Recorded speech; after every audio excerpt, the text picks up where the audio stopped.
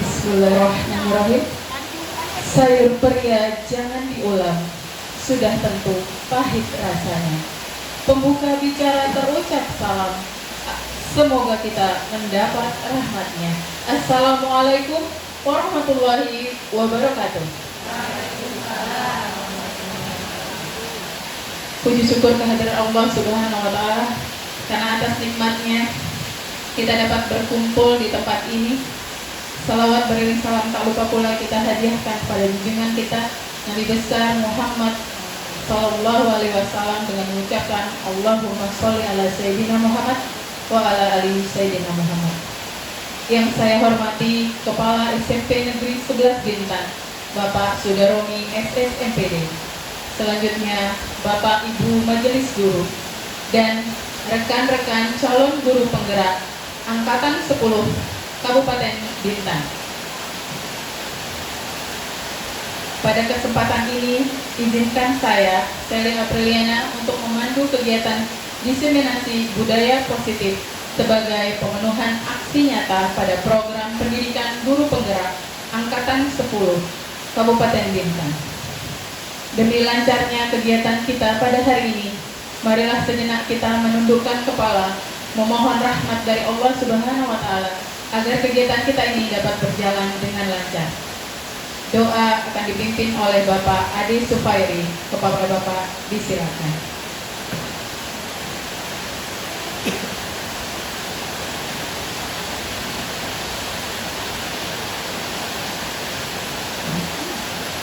Assalamualaikum warahmatullahi wabarakatuh.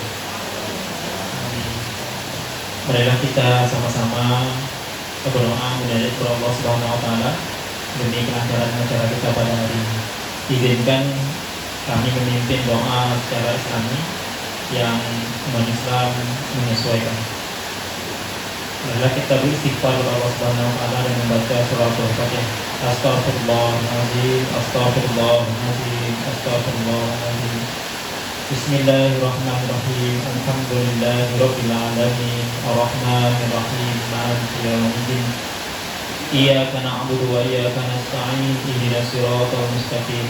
Siratal ladzina an'amta 'alaihim ghairil maghdubi 'alaihim waladdallin. Bismillahirrahmanirrahim. A'udzu billahi minasyaitonir rajim. Bismillahirrahmanirrahim. Alhamdulillahirabbil alamin. Assalatu wassalamu ala asrafil anbiya'i wal mursalin wa ala alihi wa sahbihi ajmain. Hamdan syakirin na'imin, hamdan yuwafi ni'amahu wa yukafi mazidah. Ya Rabbana lakal hamdu kama yanbaghi li jalali wajhikal karim wa 'azimi sultanik. Rabbana ighfir lana dhunubana wa liwalidayya warhamhuma kama rabbayani shaghira. Allahumma shayyiban nafi'an. Rabbana innana sami'na munadiyan yunadi lil iman an aminu bi rabbikum fa amanna. Rabbana ighfir lana dhunubana wa kaffir anna sayyi'atina wa tawaffana ma'al abrar. Rabbana wa atana ala rasulika wa la tuhzina yawmal qiyamah innaka la tukhliful mi'ad. Rabbana la tuzigh qulubana ba'da idh hadaytana wa hab lana min ladunka rahmah innaka antal wahhab. Rabbana zalamna anfusana wa illam taghfir lana wa tarhamna lanakunanna minal khasirin. Rabbana atina fid dunya hasanah wa fil akhirati hasanah wa qina azabannar. Subhanaka rabbika rabbil izzati amma yasifun wa salamun alal mursalin walhamdulillahi rabbil alamin. Assalamualaikum warahmatullahi wabarakatuh. Waalaikumsalam warahmatullahi wabarakatuh. Amin amin ya rabbal alamin. Semoga doa yang kita lafazkan dan kita sampaikan kepada Allah Subhanahu wa Ta'ala dijabah oleh Allah Subhanahu wa Ta'ala. Bapak Ibu yang kami hormati, sebagai wujud rasa cinta tanah air, marilah sejenak kita menyanyikan lagu Indonesia Raya dan dilanjutkan dengan Mars Guru Penggerak. Hadirin dimohon berdiri.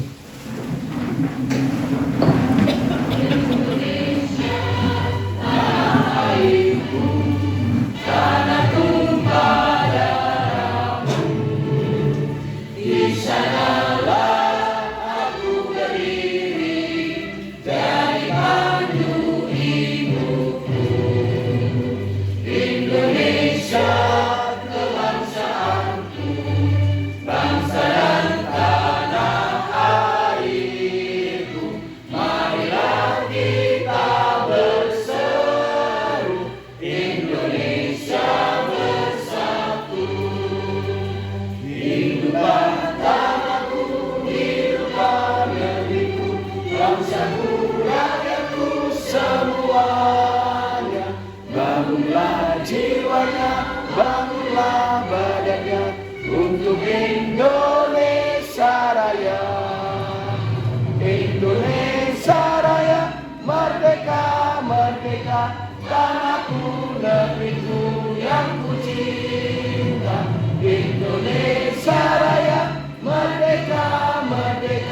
hiduplah Indonesia Raya. Indonesia Raya, merdeka, merdeka, tanahku, negeriku yang ku cinta. Indonesia Raya, merdeka, merdeka, hiduplah Indonesia Raya.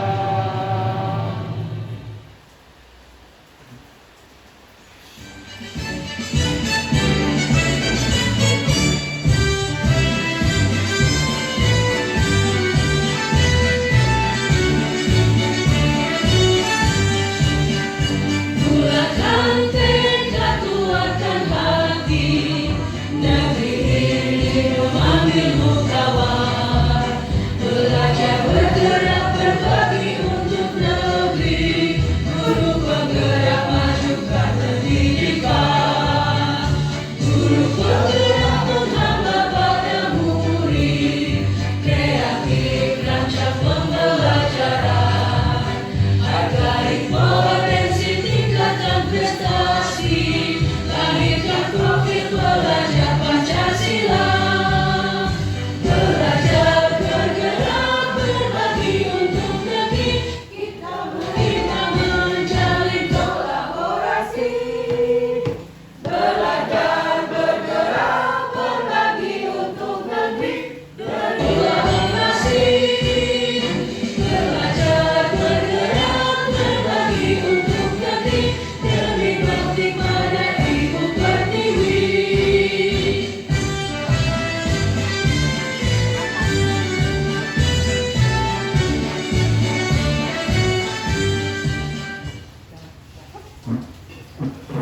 Hadirin disilakan duduk kembali.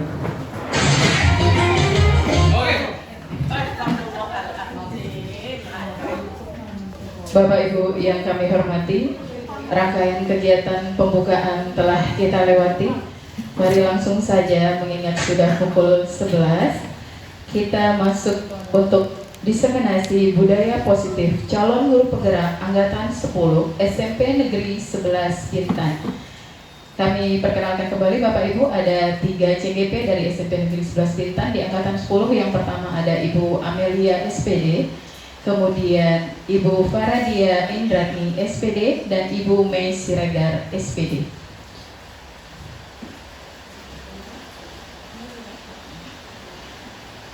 Baik Bapak Ibu yang saya hormati, semak belukar tanaman kulma, karena mengganggu tolong singkirkan. Mari simak materi pertama. Kepada Ibu Amelia dipersilakan.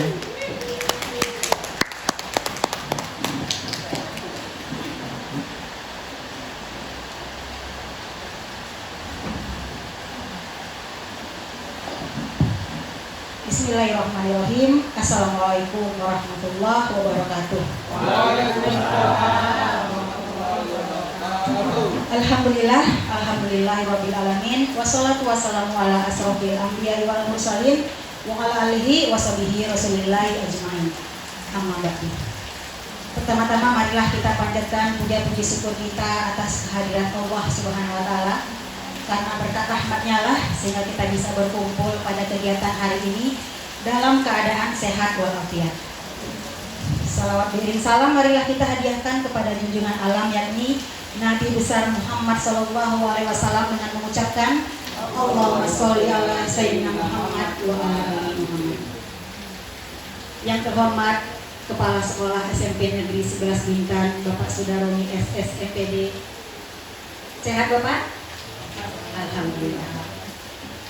Yang saya hormati rekan guru hebat yang tentunya masih semangat pada hari ini ya Bapak Ibu.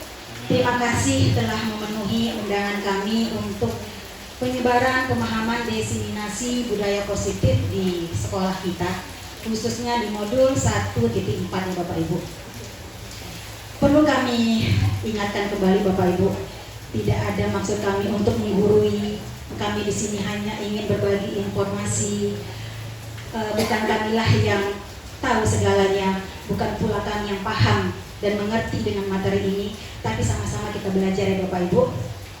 Alhamdulillah sudah berlangsung 2 bulan kami mengikuti program pendidikan guru penggerak ini Bapak Ibu. dari modul 1.1 tentang filosofi KHD atau Ki Hajar Dewantara, kemudian masuk di 1.2 tentang nilai dan peran guru penggerak, masuk lagi 1.3 tentang visi guru penggerak, dan terakhir ini adalah 1.4 diseminasi budaya positif. Dan ini nanti ada aksi nyatanya yang akan menjadi tugas kami, Bapak Ibu. Ya,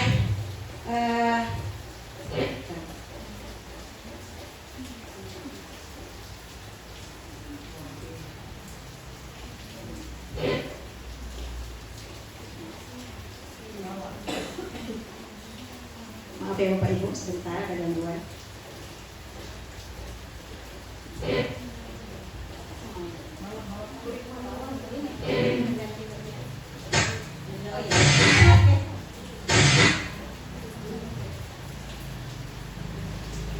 Iya Bapak Ibu, ini adalah konsep inti budaya positif yang akan kami paparkan pada hari ini. Dan kami sudah menyepakati dan berbagi tugas dengan teman saya yang bernama Ibu Mei Siregar dan Ibu Paradia Indratni untuk disiplin positif dan nilai-nilai kebajikan serta teori motivasi dan hukuman beserta penghargaan ini saya sendiri yang akan memaparkannya. Kemudian keyakinan kelas serta 5 kebutuhan dasar manusia akan dipaparkan oleh Ibu Paradia Indratni SPD, dan terakhir 5 posisi kontrol dan segitiga restitusi akan disampaikan oleh Ibu Mei Siregar SPD. Baik Bapak Ibu, sebelum kita lanjut dengan materi saya, supaya semangat kita SPK dulu ya. Boleh ke depan Bapak Ibu, izin kita baris di depan membentuk 2 barisan ya. Boleh laki-laki 1 barisan, ibu-ibunya barisan 2, 3 atau 4. Ya biar semangat ya Bapak Ibu ya. Ya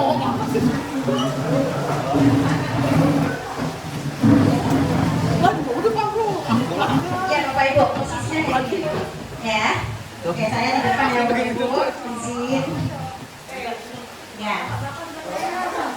Saya contohkan dulu ya Bapak Ibu, kita berbaris ke belakang paling tidak 3 atau 4 ya Bapak Ibu. Oke, gerakannya gampang saja Bapak Ibu. Kaki kanan 2 kali, kanan, kiri, maju, mundur, maju. Oke ya? Oke, kita mulai.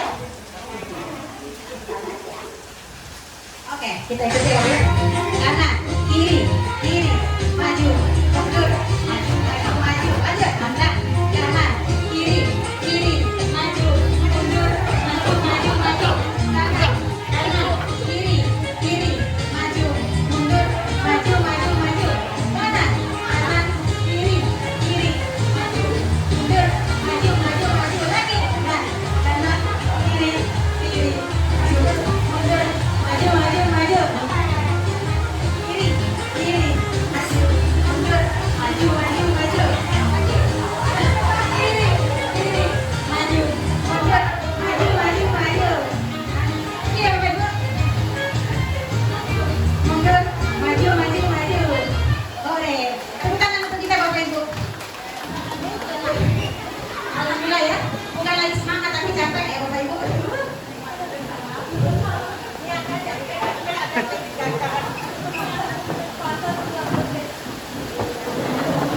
Terima kasih Bapak Ibu. Sudah semangat Bapak Ibu? 1 menit aja ya untuk kita mengatur nafas. Capek sepertinya, saya sendiri pun capek.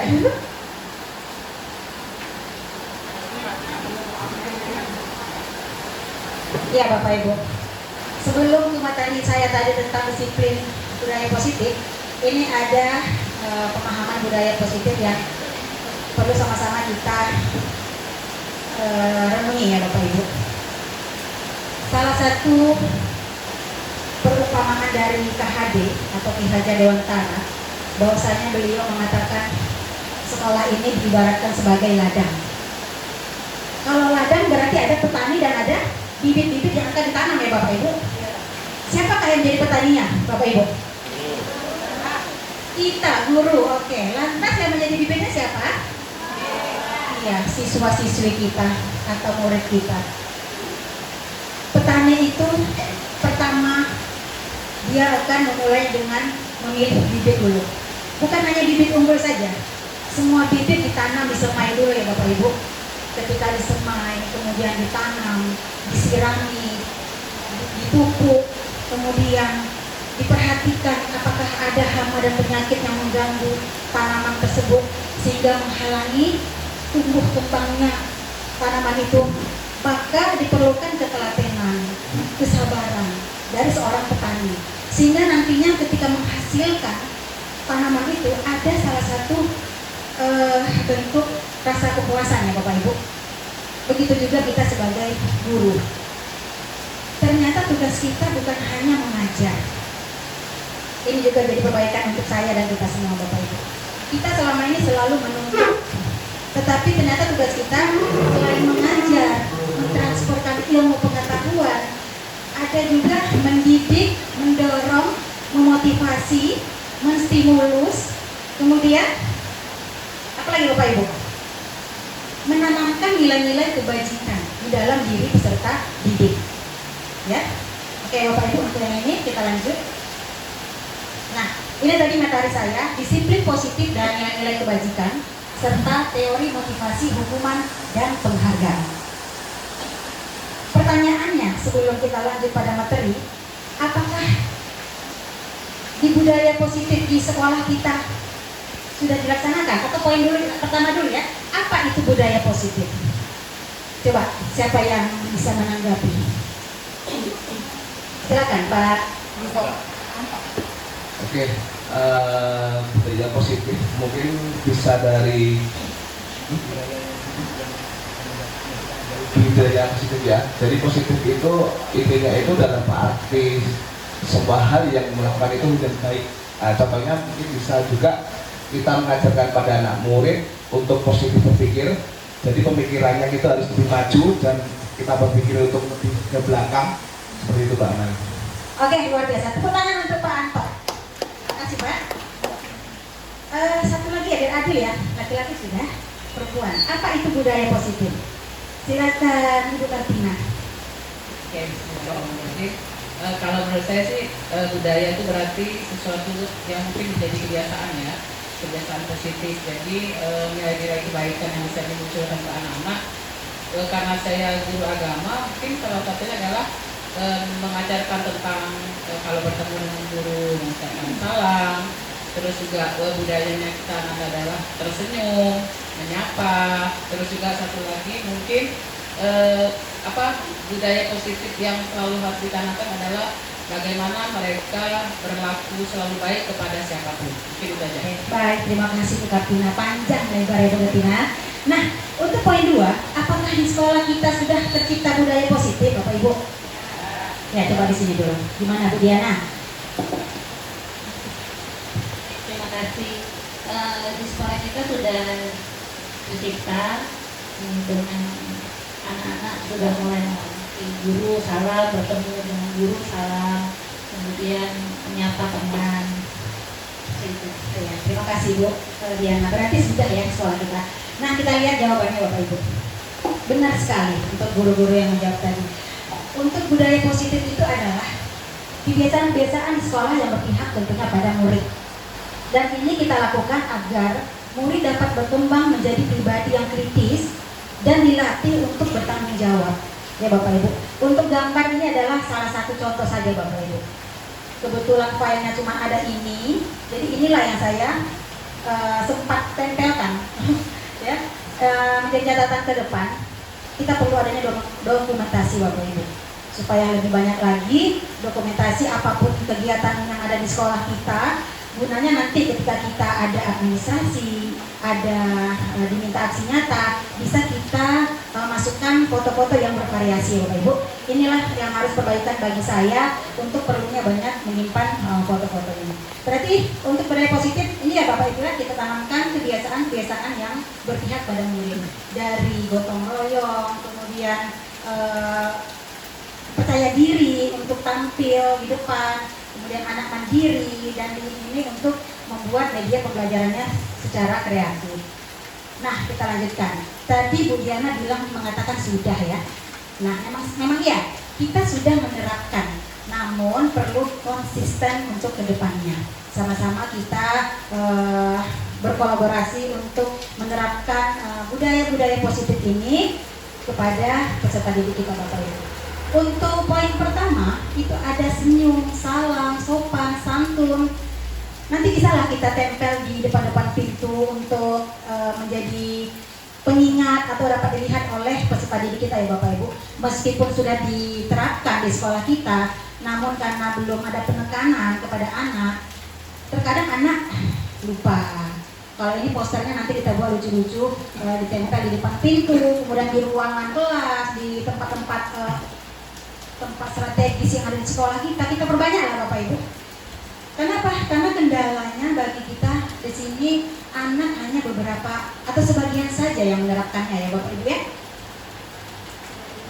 Ini untuk senyum salam sopan santun kita sudah menyambut di setiap pagi. Ini ada piket berdirian ya Bapak Ibu. Kita menyapa, kita menyalam. Ini juga merupakan salah satu contoh ya Bapak Ibu ya. Kemudian apakah di sekolah kita sudah melaksanakan kegiatan keagamaan? Sudah tentunya. Ini sudah dipandu atau dibina oleh Ibu Kartina sebagai guru agama dan Ibu Fahrina ya, untuk tadarusnya, yasinannya, sholat berjamaah duha dan zuhurnya, ada infak Jumatnya oleh Bu Erna. Ibu Erna, oke, semangat Ibu kita. Kemudian literasi Senin ya, itu juga sudah berjalan. Alhamdulillah sudah banyak murid-murid kita yang berani tampil di depan memaparkan materinya. Anak itu akan mudah mencerna materi ketika sesama mereka saling memberikan materi ya. Terkadang kita memberikan materi yang sama, tetapi anak lebih cepat mencerna kalau temannya yang memberikan materi itu. Makanya kita latih dari sekarang untuk anak tampil percaya diri di depan teman-temannya dulu. Nanti ketika dia sudah selesai tamat sekolah, mungkin nggak ada jadi bupati, gubernur, udah canggung lagi berbicara di depan umum ya Bapak Ibu ya. Kita aja sebagai guru masih belajar nih. Saya aja grogi banget ini duduk berdiri di depan ya Bapak Ibu ya. Kita lanjut untuk poin terakhir, menghargai keberagaman dan toleransi. Ini pun gambarnya cuman ini ada di laptop saya, jadi tidak semua guru yang masuk, bukan berarti ada apa-apa ya Bapak Ibu, cuman inilah keterbatasan saya. Untuk nanti dokumentasi memang penting ke depannya. Ya, ini keberagaman. Di sekolah kita termasuk salah satu beragam ya, baik itu agama, suku, ras, budaya. Dari saya belajar pada PKN 4 itu di kelas 9 ada materi keberagaman di negara Indonesia. Dari kelas 9A sampai 9F itu beragam ya Bapak Ibu. Untuk di kelas 9D itu ada 4 agama. Berarti beragam karena 6 agama aja yang diakui di Indonesia. Belum lagi budaya, banyak sekali, ada 7 atau 8 budaya. Ya, tapi apakah dengan keberagaman kita saling bersaing, kita saling berpecah belah? Tidak ya Bapak Ibu ya. Alhamdulillah di sekolah kita terjalinnya toleransi.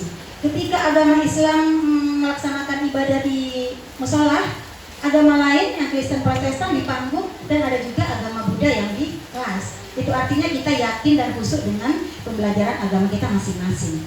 Oke, kita lanjut Bapak Ibu. Nah, inilah masuk pada poin materi saya, disiplin positif.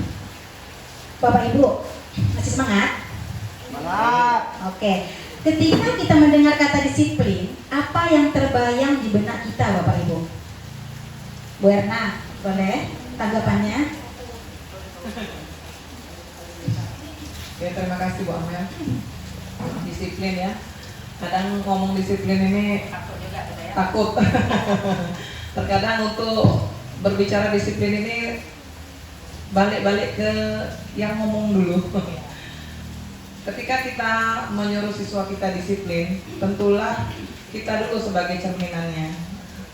Sekarang itu mungkin kita merasa diri kita ini sudah berusaha untuk ke arah situ gitu ya. Tapi kayaknya disiplin ini ada kalanya kita ini apa Bu Amel? Terkesan apa ya? Seperti peraturan ya Bu ya. Ya, kaitannya dengan peraturan ya. Gitu, Enggak lain. Jadi kalau menurut saya ketika kita mendisiplinkan anak, sebenarnya kita dulu yang harus disiplin. Jadi untuk masalah disiplin ini sebenarnya terus terang Bu Amel, malu saya ngomong disiplin ini. Karena kayaknya kita ini masih jauh dari kata disiplin gitu. Tapi insya Allah kita guru-guru ini saya rasa berusaha untuk ke arah situ gitu. Tak ada guru yang ibarat kata mencontohkan anak muridnya yang tidak baik gitu. Nah, maka dari itulah tadi untuk mendisiplinkan orang, ada baiknya kita disiplinkan diri kita dulu. Karena itu contoh. Nah, itu aja mungkin Bu. Oke, terima kasih Bu Erna untuk penjelasannya ya. Tadi saya tertarik kata usaha. Ya, memang kita sebagai guru tidak ada kata terlambat untuk menanamkan kata disiplin ini ya Bapak Ibu. Tadi ada kata usaha, kita usahakan dari sekarang. Meskipun sudah ya Bapak Ibu, tapi kita tekankan lagi, mendisiplinkan diri supaya bisa menjadi contoh untuk peserta didik kita. Terima kasih Bu Erna. Berarti nggak jauh-jauh untuk kata disiplin positif ini dari peraturan ya.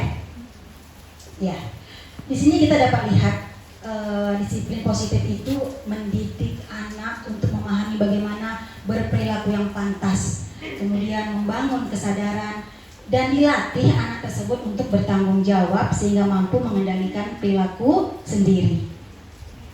Kalau kita sudah melatih anak untuk bertanggung jawab, kemudian bisa menanamkan nilai-nilai kebajikan, saya yakin hanya ada beberapa saja yang perlu kita perbaiki.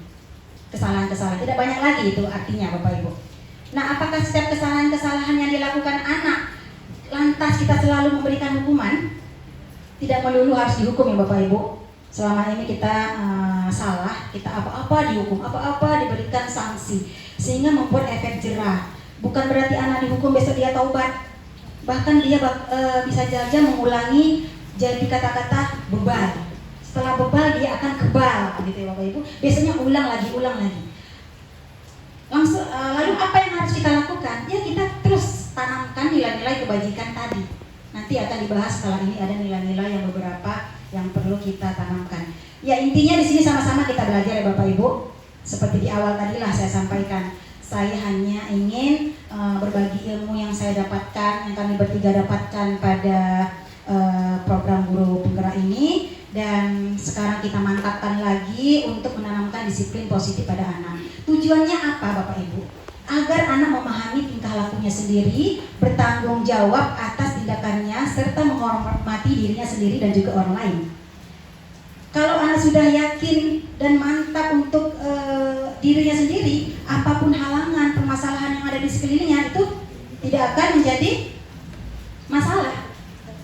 Ya, ketika ada pembulian, ketika temannya melakukan mengganggu, kalau anak tersebut sudah kita tanamkan nilai-nilai percaya dirinya, mandirinya, berpikir kritisnya, rasa tanggung jawabnya, tidak akan ada yang namanya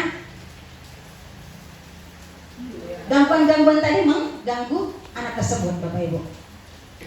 Kita lanjutkan. Nah, inilah nilai-nilai kebajikan secara universal. Sebenarnya sudah ada di dalam profil pelajar Pancasila, tapi ini lebih banyak lagi.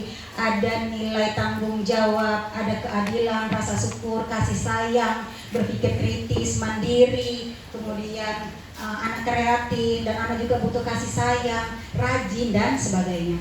Nilai-nilai ini bisa kita gunakan untuk membuat keyakinan kelas nanti Bapak Ibu. Untuk materi keyakinan kelas nanti akan dipaparkan secara dalam oleh Ibu Paradia Indratni. Saya hanya sebagian saja. Untuk keyakinan kelas ini perlu kita tanamkan kepada anak didik kita, dan ini tentunya perlu kesepakatan, perlu kerjasama antara murid dan guru. Oke Bapak Ibu ya, kita lanjutkan. Nah ini teori motivasi. Teori motivasi merupakan dorongan yang timbul dari diri seseorang. Tadi di awal saya sampaikan, kalau anak sudah memotivasi dirinya, mendorong dirinya, apapun permasalahan yang terjadi di lingkungannya itu tidak akan berpengaruh. Karena dia sudah dibentengi dengan keyakinan-keyakinan, nilai-nilai kebajikan tadi ya Bapak Ibu ya. Ada apa aja tadi Bapak Ibu nilai-nilainya?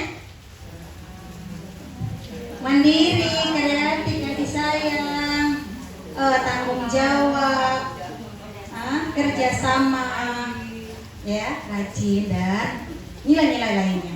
Nah ini Bapak Ibu, tadi yang kembali ke awal, anak tidak melulu harus dihukum ketika melakukan kesalahan. Ini termasuk teori motivasi eksternal atau teori motivasi dari luar yang dapat mempengaruhi dirinya. Biasanya anak akan menghindari ketidaknyamanan ketika dia mendapatkan hukuman. Salah satu contoh, hari ini anak terlambat datang ke kelas. Gurunya langsung marah, memberikan hukuman. Biasanya kalau kita marah, kita emosi itu dengan secara langsung dengan mimik wajah yang agak menakutkan, dengan nada intonasi yang tinggi, sehingga membuat anak trauma dan ketakutan, merasa tidak nyaman. Ya, kamu kenapa terlambat lagi? Ini sudah 15 menit kamu terlambat. Belum sempat lagi ngomong, iya bu, saya begini. Tidak ada cerita. Kamu keliling lapangan 5 kali. Nah, apakah itu solusi? Selama ini ternyata saya salah Bapak Ibu. Sama-sama kita perbaiki. Itu tidak menjadi solusi. Besoknya anak akan mengulangi. Sudahlah rasa malu pada anak, dia merasa rendah dirinya, tidak dihargai. Besok akan mengulang lagi. Ya. Nah, kemudian ada lagi faktor eksternal untuk mendapatkan imbalan atau penghargaan ketika anak baik itu melakukan perilaku positif maupun perilaku negatif. Misal nih, kita memberikan penghargaan dalam bentuk barang, uangkah, hadiahkah ketika anak melakukan kebaikan. Besok dia akan melakukan itu tapi ada iming-iming dan itu tidak berlangsung konsisten. Paling 3-4 kali, habis itu dia sudah kembali lagi ke habitatnya, terlambat lagi. Nah, yang perlu kita tanamkan tadi nih Bapak Ibu, yang terakhir, ini ada nilai-nilai kebajikan diri sendiri yang harus kita kuatkan, ya, terhadap anak supaya tidak melakukan pelanggaran kesalahan lagi. Nah, ini tadi sudah saya jelaskan ya. Ada motivasi eksternal, ada motivasi eksternal lagi yang kedua, dan motivasi internal.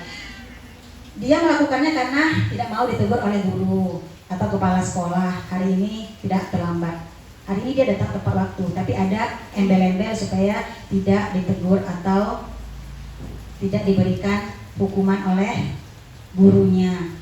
Nah, itu masih belum bisa membentengi dirinya Bapak Ibu. Itu masih ada faktor eksternal yang mempengaruhi. Kemudian yang kedua karena adanya pujian, tadi sudah saya sampaikan ya. Kita lanjut. Apa sih perbedaannya hukuman dan konsekuensi? Sebenarnya ada lagi ini nanti segitiga restitusi. Cuman pemaparan segitiga restitusi akan dipaparkan oleh Ibu Mei, maka saya akan membedakan untuk dua ini aja, hukuman dan konsekuensi. Hukuman ini jangan lagi kita berikan kepada anak ketika melakukan kesalahan ya Bapak Ibu. Kita ganti untuk konsekuensi aja. Dan nanti lebih bagusnya segitiga restitusi. Apa perbedaannya? Tadi di awal sudah saya sampaikan, untuk hukuman itu bersifat langsung. Ketika anak melakukan kesalahan, langsung gurunya memberikan respon hari itu juga. Kalau untuk konsekuensi, itu sudah ada pembicaraan sebelumnya. Misalnya pembelajaran saya PKN. Ketika Bintang masuk ke kelas 7A 20 menit setelah saya mengajar, karena kami sudah melakukan kesepakatan sebelumnya, ketika dia masuk langsung bilang, Bu, maaf saya terlambat. Ya Bu, saya akan melaksanakan, mencatat pembukaan undang-undang 3 lembar Bu.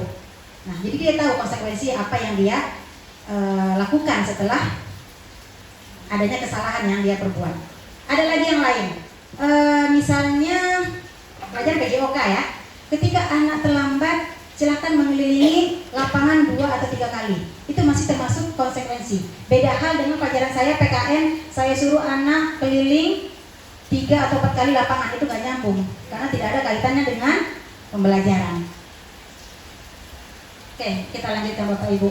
Menurut Bapak Ibu dari poin-poin ini yang sebanyak 7 ini, mana yang berupa hukuman dan konsekuensi? Mencatat 100 kali dalam buku, kalimat saya tidak akan datang terlambat. Hukuman? Oke. Untuk poin kedua, lari mengelilingi lapangan basket 2 kali karena terlambat ke sekolah, hukuman.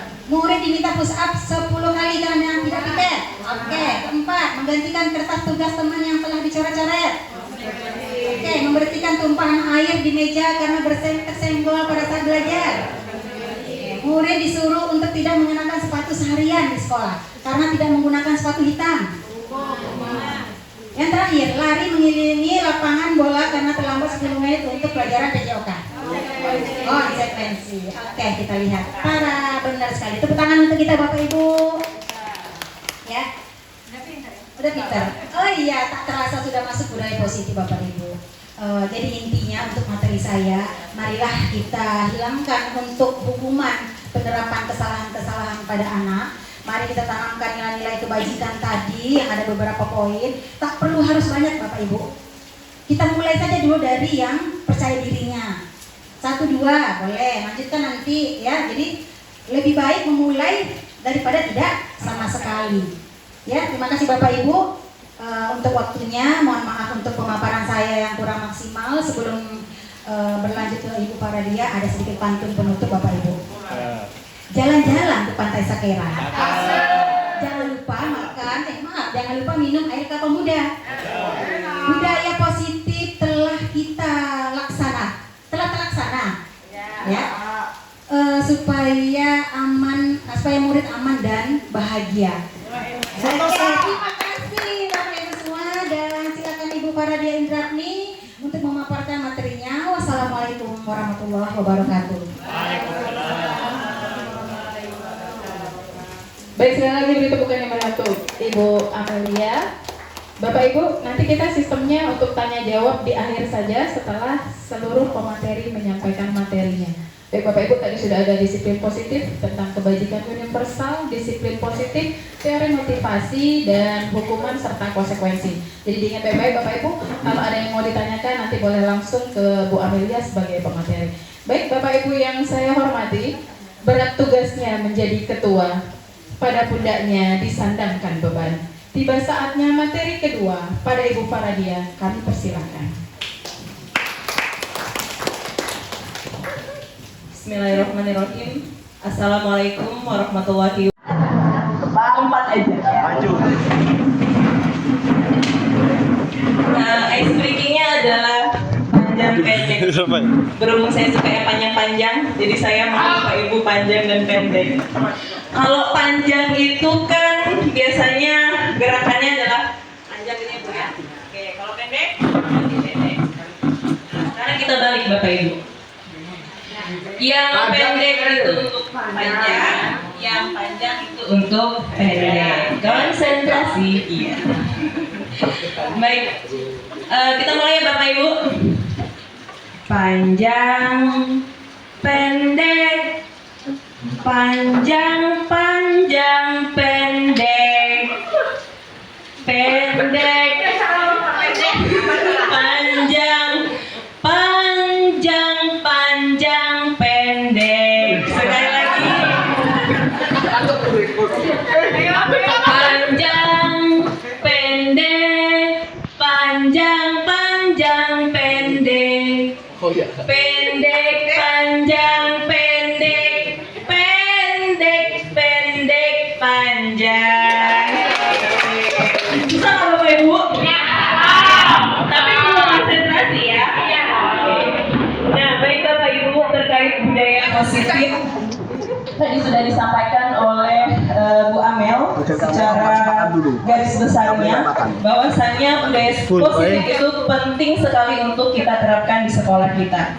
Nah, melalui diseminasi budaya positif kali ini kita diajak untuk merefleksikan kembali budaya positif yang mungkin selama ini sebetulnya sudah kita lakukan di sekolah. Hanya saja di sini mungkin kontrol kita masih belum secara penuh, apalagi kita sebagai Bapak Ibu guru. Nah, terkait budaya positif, berarti kita di sini harus menciptakan lingkungan yang positif di sekolah Bapak Ibu.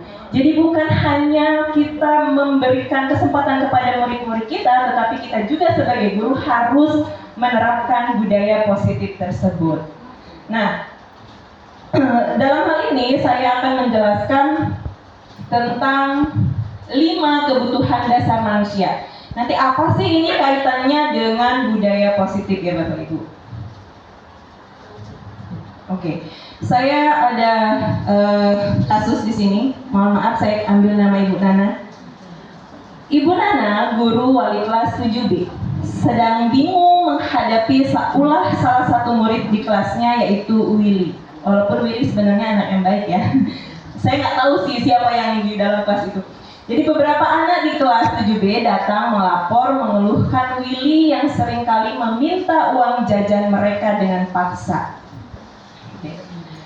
Nah, jika Ibu Nana menghadapi situasi tersebut, apa sih yang akan Ibu Nana lakukan? Dan pertanyaan apa yang kira-kira akan Ibu Nana berikan dan apa jawaban dari Ibu Nana?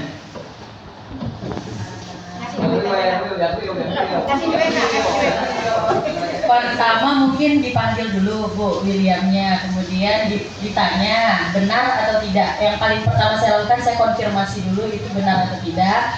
Selanjutnya baru diproses. Itu. Kira-kira Willy bakal jawab apa, Bu? Tidak. Pasti dia awalnya ngakunya tidak gitu kan Bu. Cuma ya tetap dipancing sampai dia bilang iya gitu. Pancing pakai apa? Alasannya kira-kira apa, Bu? Alasan Willy mengambil uang dari teman-temannya ini, minta uang. biasanya kalau kayak gitu kemungkinan tidak dapat uang jajan dari rumah atau Kurang. Iya kurang. Kelaparan. Kalau Pak Adon kira-kira gimana? Ayo ada. Ada pertanyaan apa yang mau Pak Adon sampaikan? Jawab. William tadi. William nih suka maksa minta duit sama temen-temennya atau malah apa yang dilakukan oleh Pak Adon sebenarnya? Ya, karena posisi di sini kita adalah wali kelas. Kalau yang saya tahu, wali kelas itu harus tahu banget memahami anaknya, ya kan? Karena kita dari awal sudah diberikan, apalagi tuh di situ contohnya kelas 7 ya tadi, ya kan? Kita dikasih stimulasinya kayak mana, terus orang tuanya pun sempat datang ke sekolah, kita tahu juga. Jadi mungkin hal yang pertama adalah tahu backgroundnya orang tua seperti apa. Terus yang kedua, kalau kata-kata itu sering nyatakan bahwa dia udah melakukan ini continue ya, berhenti. Dan menurut saya hal yang positif adalah memberikan, ini mohon apa ya di luar ya, ini mungkin pendapat, ini realnya adalah simple, karena ini menyangkut sebuah permasalahan yang continue. Saya rasa diselesaikan juga dengan serius, tidak menghakimi, sudah tahu kalau dia adalah pelakunya, tidak ada kata-kata lagi yang menyatakan apakah benar atau tidak, karena pertanyaannya adalah sering, gitu kan. Jadi kalau pembahasan menurut saya adalah kedua orang tuanya dipanggil, diselesaikan dengan baik-baik. Saya rasa adalah faktor di orang tuanya. Kalau menurut saya seperti itu. Thank you. Terima kasih Pak Adon, Bu Nana. Berarti tadi dari jawaban Bu Nana sama Pak Adon bahwasanya dia merespon enggak marah-marah nih responnya ya. Pokoknya dipanggil dulu, kemudian Bu Nana tadi sampaikan bahwasanya dipanggil, dikonfirmasi dulu, berarti tindakan yang Bu Nana lakukan itu sudah benar sekali. Nah sekarang kira-kira apa sih alasannya Willy melakukan hal tersebut? Oke. Apa yang Anda pahami dari kebutuhan dasar manusia? Jadi ini korelasinya dengan teori motivasi tadi ya Bapak Ibu. Bahwasanya setiap tindakan manusia itu memiliki tujuan tertentu. Ketika seorang murid melakukan suatu perbuatan yang bertentangan dengan nilai-nilai kebajikan atau melanggar peraturan, maka hal itu sebenarnya dikarenakan mereka gagal memenuhi kebutuhan dasar manusia. Oke, jadi ketika murid-murid kita itu melakukan kesalahan atau perbuatan, sebaiknya kita sebagai guru tidak boleh langsung marah-marah ya Bapak Ibu. Biasanya kan ini kita spontan, responnya tadi kita mengambilnya spontan. Kenapa kamu melakukan itu? Kamu tahu nggak itu perbuatan yang tidak baik? Nah seperti itu, tapi kita harus kalem. Ya sebagai guru sekarang kita kalem, nggak boleh marah-marah Bapak Ibu. Nah sekarang kita lihat apa saja sih kebutuhan dasar manusia itu. Nah, menurut William Glasser, seorang ahli psikologi dari Amerika Serikat, dia membagi 5 kebutuhan dasar manusia Bapak Ibu. Yang pertama itu adalah kebutuhan bertahan hidup, kemudian kebutuhan akan kasih sayang dan rasa diterima, kemudian yang ketiga kebutuhan akan kebebasan, yang keempat kebutuhan akan kesenangan, dan kebutuhan akan penguasaan. Oke, yang pertama yaitu kebutuhan bertahan hidup atau survival. Bahasa kerennya betul nggak Pak Adon? Survival, kebutuhan bertahan hidup. Nah, kebutuhan yang dimaksud dengan kebutuhan bertahan hidup ini adalah kebutuhan fisiologis yang berhubungan dengan fisik ya Bapak Ibu, yaitu kebutuhan untuk kesehatan, kemudian rumah, tempat tinggal, makanan, dan lain sebagainya. Nah, ketika tadi Willy misalnya menjawab Kenapa kamu melakukan hal tersebut? Karena dia untuk bertahan hidup, untuk jajan karena dia lapar. Berarti di sini adalah si Willy sedang berusaha memenuhi kebutuhannya, yaitu kebutuhan akan makanan, yaitu kebutuhan untuk bertahan hidup. Nah, jadi kemudian yang kedua yaitu kebutuhan akan kasih sayang dan rasa diterima. Kebutuhan untuk disayangi, diterima, meliputi kebutuhan akan hubungan dengan koneksi sosial Bapak Ibu. Kebutuhan untuk memberi dan menerima kasih sayang, dan kebutuhan untuk menjadi bagian dari anggota kelompok. Kebutuhan ini juga meliputi keinginan untuk tetap terhubung dengan orang lain, seperti teman, keluarga, pasangan, teman kerja, dan kelompok di mana kita terhubung. Tidak hanya murid kita Bapak Ibu, orang dewasa juga memerlukan kebutuhan kasih sayang ini, betul nggak Bapak Ibu? Betul ya. Kebutuhan akan kasih sayang. Nah, kalau misalnya tadi Willy menjawab karena dia butuh perhatian kasih sayang dari apa yang dia lakukan tadi, dia kemudian kawan-kawannya melaporkan kepada gurunya, kemudian gurunya nanti menghubungi orang tuanya. Artinya dia di sini minta diperhatiin nih Bapak Ibu. Kurang perhatian atau kurang kasih sayang. Kemudian yang ketiga, yaitu kebutuhan akan penguasaan atau pengakuan atas kemampuan. Nah, kebutuhan ini berhubungan dengan kekuatan untuk memperoleh sesuatu, menjadi kompeten, terampil, diakui prestasinya, didengarkan, dan memiliki rasa harga diri. Kebutuhan ini meliputi keinginan untuk dianggap berharga Bapak Ibu, kompeten, diakui, dihormati, dan dapat memberikan pengaruh. Kalau misalnya tadi Willy mengatakan alasannya adalah untuk kebutuhan penguasaan ya Bapak Ibu. Nah, di sini si Willy merasa misalnya dia ini nih bisa diakui, dihormati oleh teman-temannya jadi takut gitu sama dia, sehingga dia terus-terusan untuk meminta uang kepada teman-temannya tadi. Nah, di sini dia berusaha memenuhi kebutuhan akan penguasaan, kekuasaan, diakui oleh teman-temannya. Kemudian yang keempat ada kebutuhan kebebasan atau pilihan. Nah, kebutuhan ini berhubungan dengan kemandirian, otonomi, memiliki pilihan dan mampu mengendalikan arah hidup seseorang. Anak-anak dengan kebutuhan kebebasan yang tinggi, dia menginginkan pilihan. Mereka perlu banyak bergerak, suka mencoba hal baru dan menarik. Nah, jadi kaitannya dengan Willy tadi, kita sampaikan kaitannya dengan Willy. Dia tuh pengen mencoba hal baru nih Bapak Ibu. Kira-kira kalau misalnya saya berbuat seperti ini, apa ya yang akan dilakukan oleh Bapak Ibu guru saya gitu ya? Kira-kira saya dimarahin nggak ya? Itu yang untuk mencoba hal baru atau kebebasan. Dia pengen bebas, dia nggak mau diatur. Kemudian yang terakhir, kebutuhan akan kesenangan, yaitu kebutuhan untuk mencari kesenangan, bermain dan tertawa. Nah, Glaser menghubungkan kesenangan dengan aktivitas belajar Bapak Ibu. Anak-anak dengan kebutuhan dasar akan kesenangan yang tinggi biasanya ingin menikmati apa yang dia lakukan.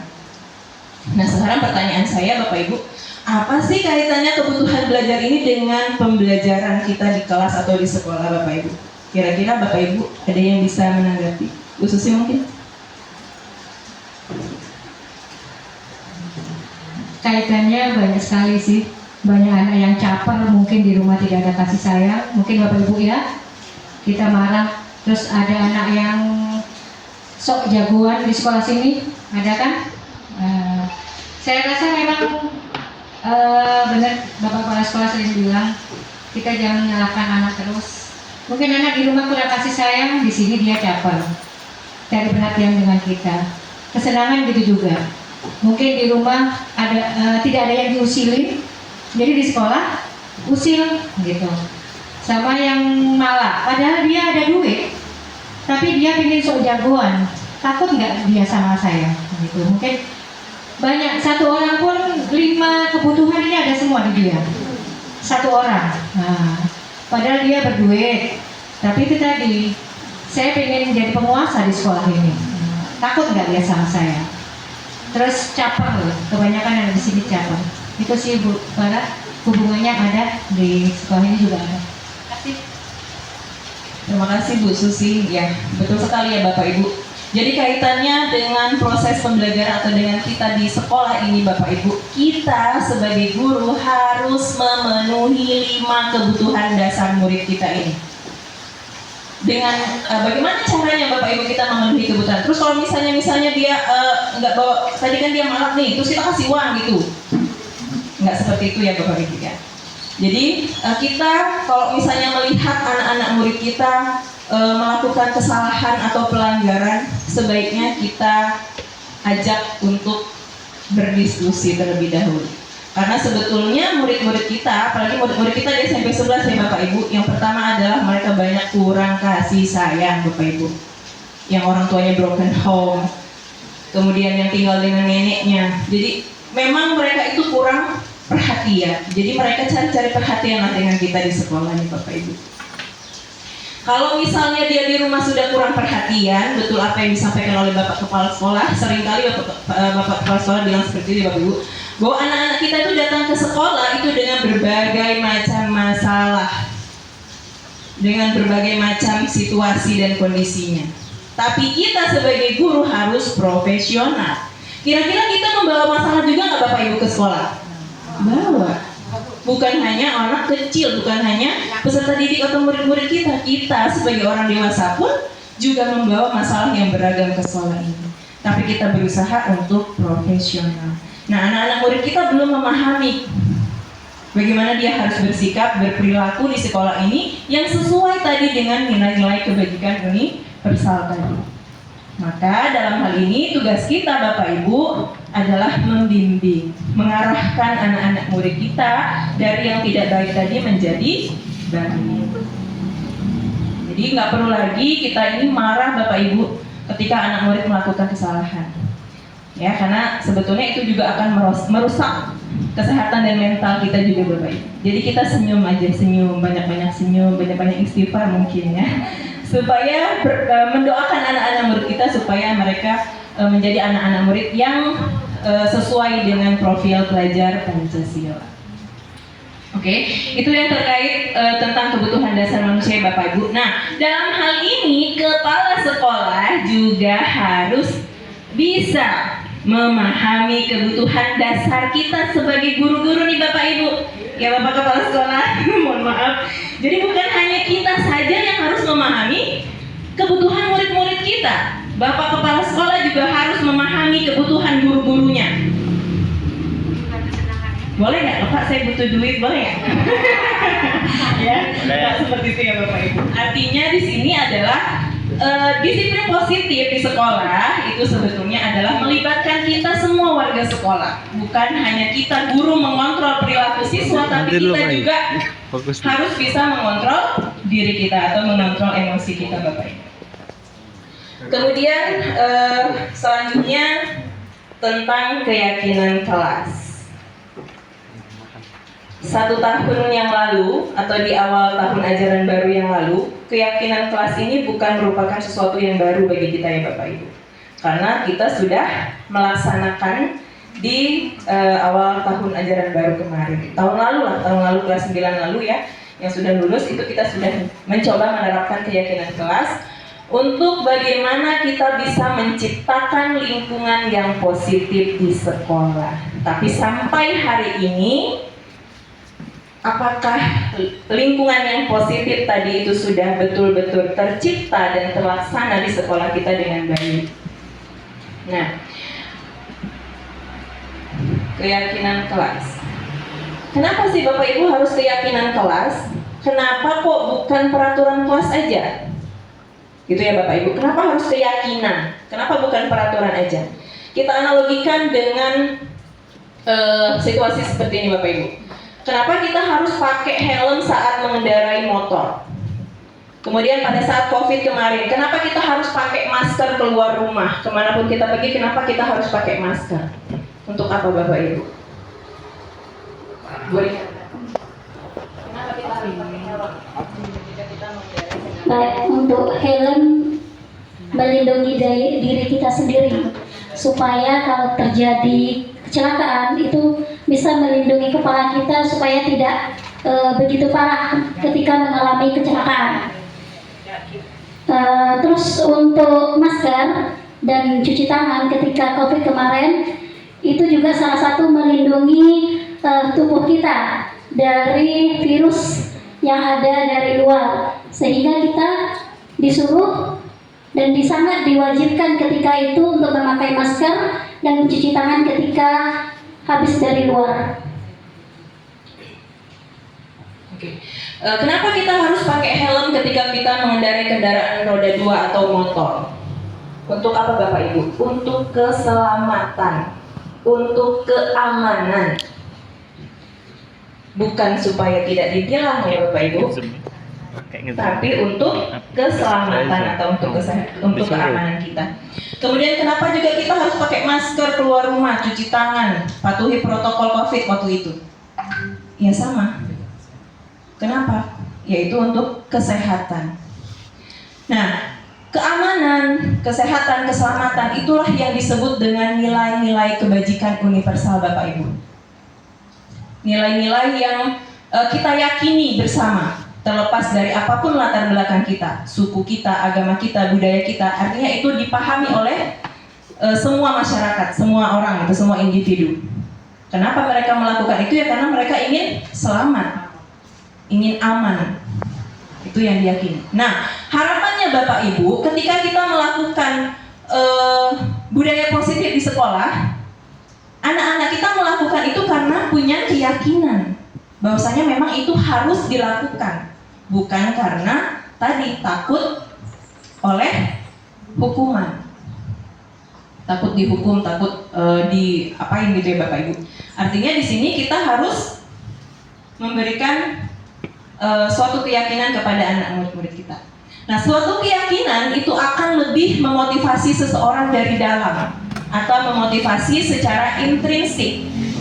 Seseorang akan lebih bergerak dan bersemangat untuk menjalankan keyakinannya daripada hanya mengikuti serangkaian peraturan yang mengatur dan membuat ketidaknyamanan karena dilakukan secara terpaksa. Nah, karena kita tuh nggak bisa memaksa murid-murid kita untuk mematuhi peraturan Bapak Ibu. Kita tidak bisa memaksa. Yang kita bisa lakukan adalah mengontrol murid-murid kita. Karena kalau memaksa tadi nggak boleh kan Bapak Ibu. Sesuatu yang dipaksa itu tidak baik. Nah, keyakinan kelas merupakan sekumpulan nilai-nilai yang menjadi panduan perilaku kelas, disepakati dan dilaksanakan oleh seluruh warga kelas atau seluruh warga sekolah. Nah, bagaimana sih caranya pembentukan dari keyakinan kelas ini? Mungkin Bapak Ibu ini sudah dilakukan, jadi di sini saya hanya menjelaskan mengulang kembali apa yang sudah kita lakukan untuk bahan referensi kita agar visi misi sekolah kita itu bisa terwujud setelah hari ini ya Bapak Ibu. Oke, yang pertama itu keyakinan kelas dibuat oleh siswa dan guru. Jadi kita libatkan di sini murid-murid kita untuk curah pendapat. Apa sih keyakinan yang mereka ingin terapkan di kelas mereka? Dan apa yang misalnya kalau misalnya dia tidak mematuhi keyakinan tersebut, apa yang harus mereka lakukan? Artinya mereka sendiri yang menciptakannya. Kemudian keyakinan kelas itu dibuat dalam bentuk kalimat-kalimat yang positif. Jadi bukan lagi dilarang, jangan atau tidak boleh ini dan itu, tapi kalimatnya lebih kepada kalimat-kalimat yang positif, menghargai teman. Misalnya tidak boleh merusak fasilitas sekolah, dilarang merusak fasilitas sekolah. Tapi kita ganti kalimatnya misalnya dengan menjaga fasilitas sekolah. Kemudian yang ketiga, dijadikan pedoman berperilaku di dalam kelas. Jadi keyakinan yang sudah kita buat di kelas bersama murid-murid kita itu harus dilakukan Bapak Ibu. Itulah pedoman kita supaya di dalam kelas itu bisa menciptakan kelas yang kondusif, kelas yang positif. Kemudian yang keempat, dalam jumlah sedikit agar mudah diingat. Jadi nggak perlu banyak-banyak, nggak perlu panjang-panjang, tetapi supaya mudah diingat dan diterapkan. Jadi untuk apa banyak-banyak, untuk apa panjang-panjang kalau misalnya tidak laksanakan dengan baik. Kemudian keyakinan kelas itu bentuknya lebih abstrak daripada peraturan. Kemudian sesuai dengan kondisi kelas dan sekolah agar mudah diterapkan. Jadi nggak perlu susah-susah Bapak Ibu. Nggak usah kita pikir yang berat-berat. Jadi yang mudah aja, yang mudah bisa kita terapkan di kelas. Kemudian berupa pernyataan universal atau berupa pernyataan-pernyataan umum. Dan melibatkan semua warga kelas atau warga sekolah.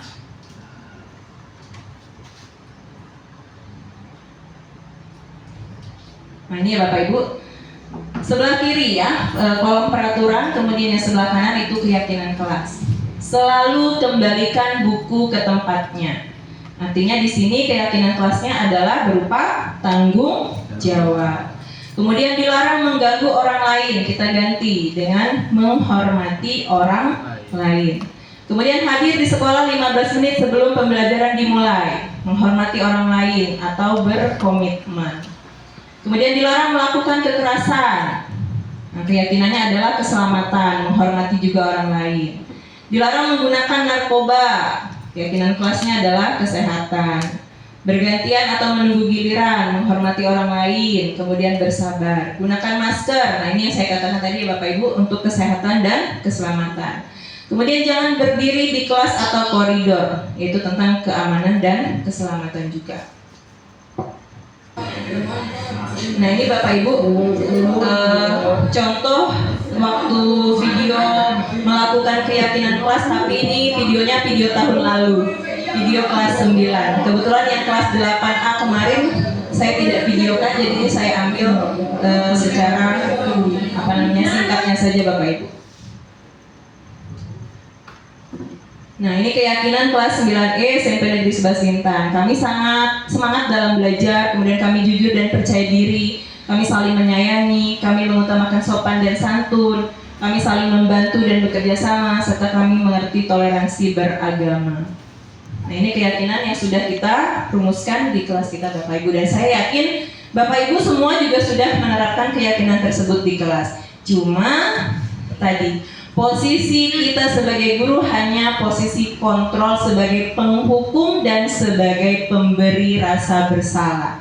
Seharusnya kita sebagai guru itu posisi kontrol yang kita berikan kepada murid-murid kita yaitu sebagai manajer Bapak Ibu. Nah nanti seperti apa sih posisi kontrol pemberi rasa bersalah, kemudian manajer dan penghukum, nanti kita akan menyimak pemaparan yang akan dipaparkan oleh Ibu Mei Siregar. Nah kesimpulannya Bapak Ibu, setiap tindakan atau perilaku kita yang kita lakukan di dalam kelas itu dapat menciptakan sebuah lingkungan yang positif. Perilaku warga kelas menjadikan sebuah kebiasaan, jadi kita jadikan sebuah kebiasaan yang nanti akhirnya akan membentuk budaya positif di sekolah. Hal pertama yang kita lakukan ialah dengan mewujudkan perilaku sekolah yang positif. Bukan hanya murid, tapi juga kita sebagai guru dan seluruh warga sekolah. Dengan apa Bapak Ibu? Dengan membuat keyakinan-keyakinan atau prinsip-prinsip bersama untuk mendapatkan nilai-nilai kebajikan yang disepakati bersama.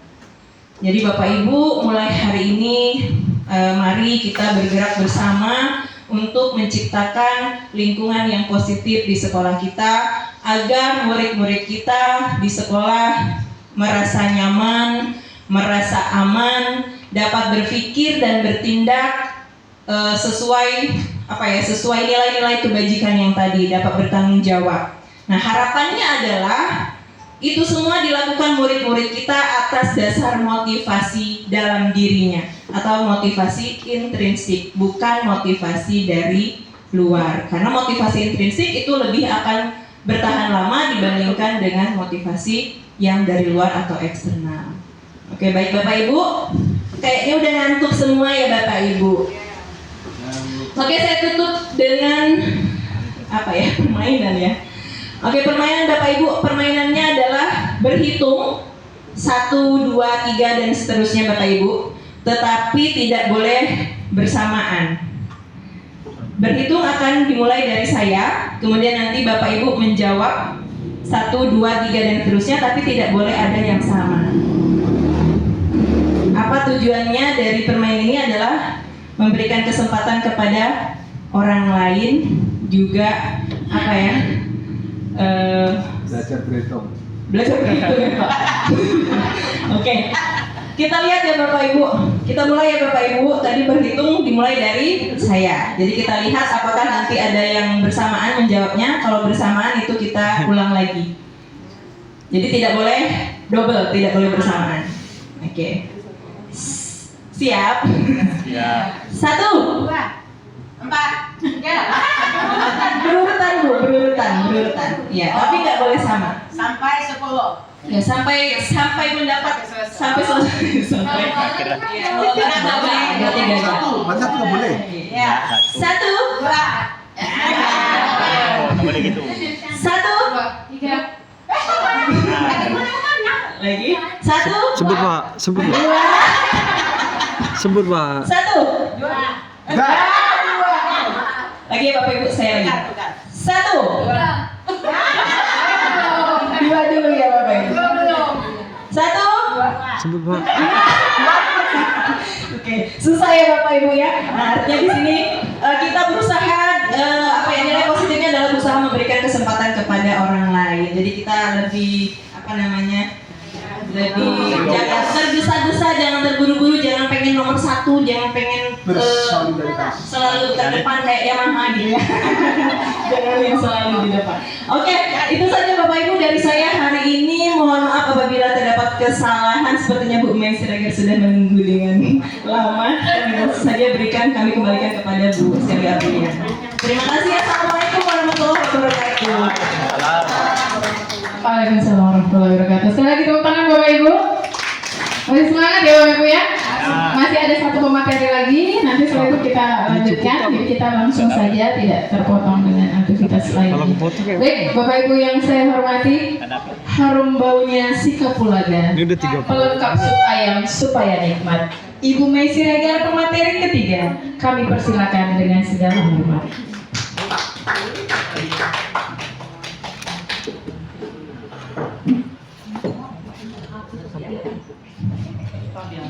Salam dan bahagia Bapak Ibu guru hebat. Salam bahagia.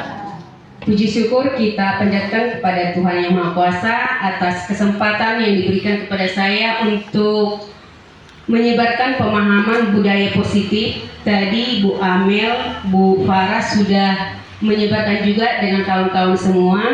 Semoga apa yang sudah disebarkan tadi dapat kita terapkan dalam pembelajaran kita. Dan terima kasih kepada moderator yang sudah memberikan kesempatan kepada saya. Dan terima kasih Bapak Ibu sudah hadir di tempat ini untuk memenuhi undangan kami. Oke, Bu Farah tadi udah ice breaking, berarti saya ice breaking juga, tapi nanti di akhir aja, biar jangan terlalu panjang ya Bapak Ibu. Ya. Oke.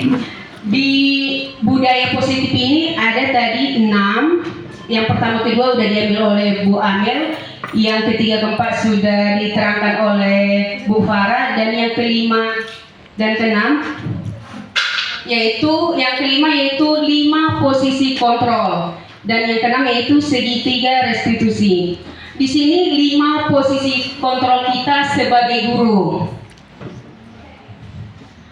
Di sini ada 5 posisi kontrol. Yang pertama ada namanya penghukum, yang kedua ada pembuat rasa bersalah, yang ketiga ada kita guru ini jadinya sebagai teman, dan yang keempat kita guru ini sebagai pemantau, dan yang terakhir yaitu sebagai manajer. Oke, saya mau bertanya untuk Bapak Ibu, kira-kira, oh ya Pak Joko. Pak Joko di sini kira-kira yang sering dominan yang Bapak lakukan yang mana nih ya Pak sebagai guru?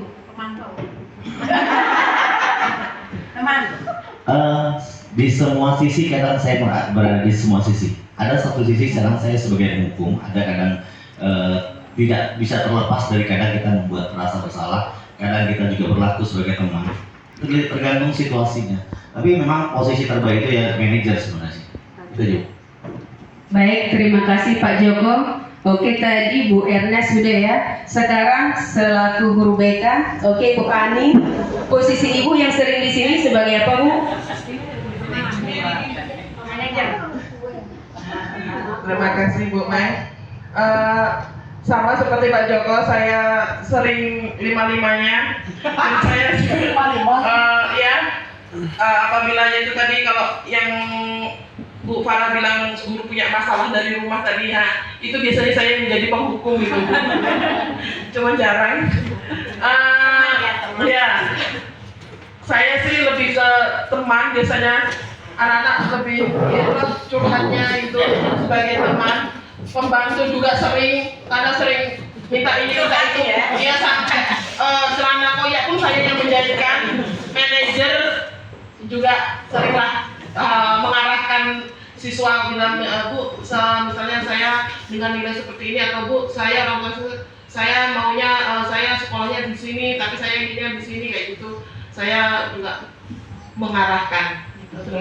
Baik, terima kasih Bu Ani. Oke, Bapak Ibu, ternyata posisi kontrol kita ini tadi di sekolah ya. Ternyata kita Bapak Ibu di rumah juga kita harus mempunyai posisi kontrol. Contoh Bu E di rumah, kira-kira posisi kontrol apa yang sering Ibu laksanakan? Kalau kita lihat dari posisi 5 posisi kontrol, ini memang selalu dilakukan, tetapi yang sering sekali saya temukan. Oke, terima kasih Bapak Ibu yang sudah memberikan pendapat. Selanjutnya, penerapan posisi kontrol dalam pembelajaran kita sebagai guru. Contoh kasus yaitu siswa tidak memakai atribut lengkap saat upacara bendera. Di sini posisi kita tadi ada 5, bisa sebagai penghukum, pembuat rasa bersalah, teman, pemantau, dan manajer. Oke, jadi jika kita sebagai guru, sebagai penghukum, kemungkinan kita nanti akan berkata kepada siswa kita, patuhi aturan sekolah nak, lalu berdiri di depan kelas. Atau bisa juga yang lain yang kita omongkan kepada anak kita. Kira-kira apa lagi Bapak Ibu kalau kita sebagai penghukum? Kenapa sih setiap hari Senin tidak membawa topi padahal sudah mau upacara? Berarti kita sebagai apa tadi Bapak Ibu? Penghukum. Kira-kira hasilnya dari apa yang kita ucapkan itu apa nanti yang ada di benak anak kita?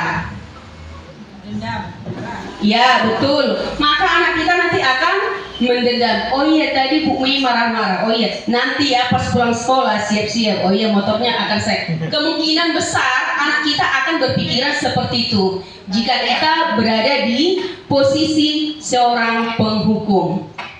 Oke, selanjutnya yang kedua, pembuat rasa bersalah. Kemungkinan nanti Bapak Ibu guru akan berkata seperti ini. Berapa kali Ibu harus memberitahu kamu nak? Ibu kecewa banget padamu nak. Mungkin seperti itu. Berarti kita berada di posisi sebagai pembuat rasa bersalah. Dari omongan Bapak Ibu guru tadi, maka anak tersebut akan merasa bersalah terus. Akan merasa bersalah. Dan perasaan anak kita tadi akan, oh iya saya telah mengecewakan Bu Mei atau Bu Ani. Berarti saya besok akan berubah. Tapi kira-kira dia akan berubah langsung tidak Bapak Ibu? Oke, tidak. Oke, selanjutnya sebagai teman, kita guru ini bisa sebagai teman seperti yang sudah dibilang Pak Joko, Bu Ani tadi ya. Sebagai contoh tadi kasusnya sama. Kemungkinan Bapak Ibu guru akan berkata, ayolah yang tertib nak. Buat Ibu bangga kali ini tak masalah. Berarti besok jangan diulang lagi. Kemungkinan Bapak Ibu guru tadi akan berkata demikian. Berarti kita sebagai posisi teman. Kira-kira kita melindungi anak tak di situ Bapak Ibu? Kira-kira kita senang tak Bu Nana? Berarti nilai positifnya itu anak merasa senang. Tapi di samping itu ada juga nilai negatifnya, yaitu apa? Dia akan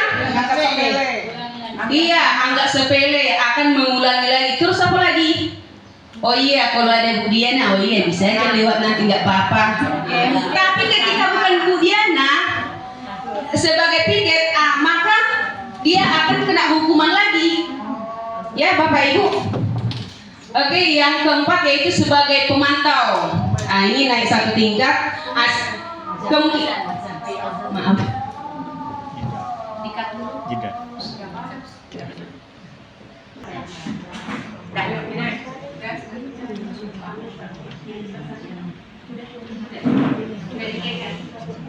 Oke, kita lanjut ya Bapak Ibu.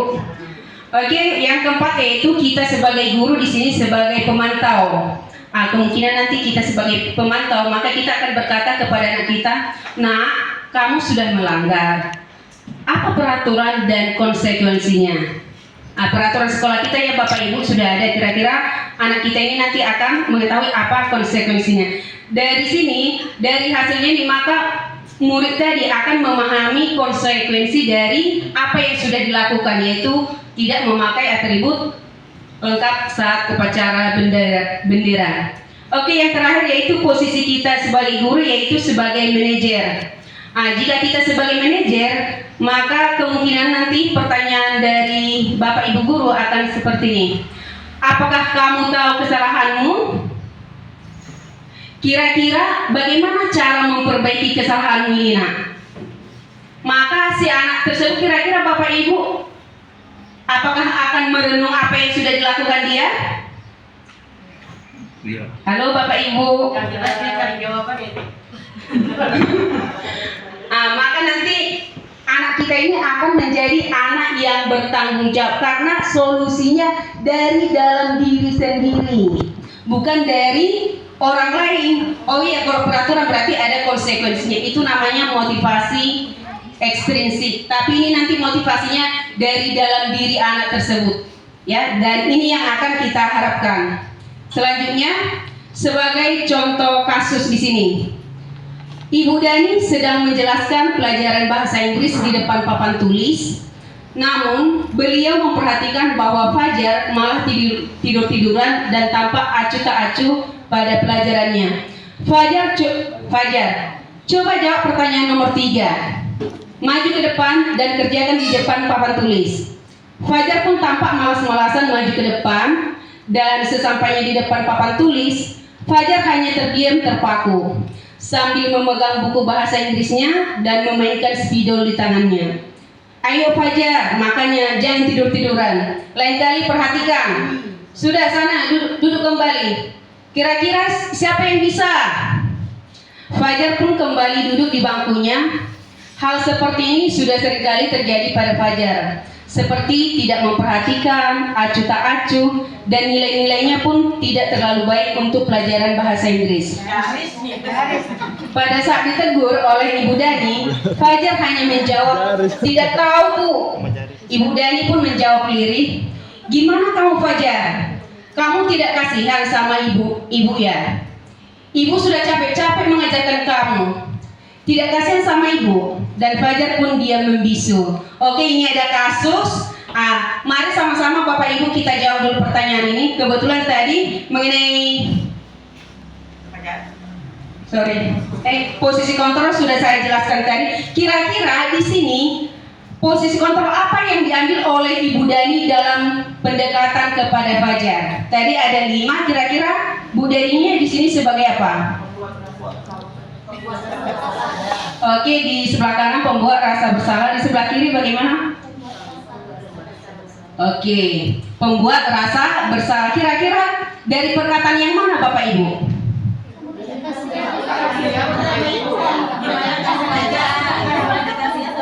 Iya, betul. Gimana kamu Fajar? Kamu tidak kasihan sama ibu? Oke, satu lagi kira-kira yang mana Bapak Ibu?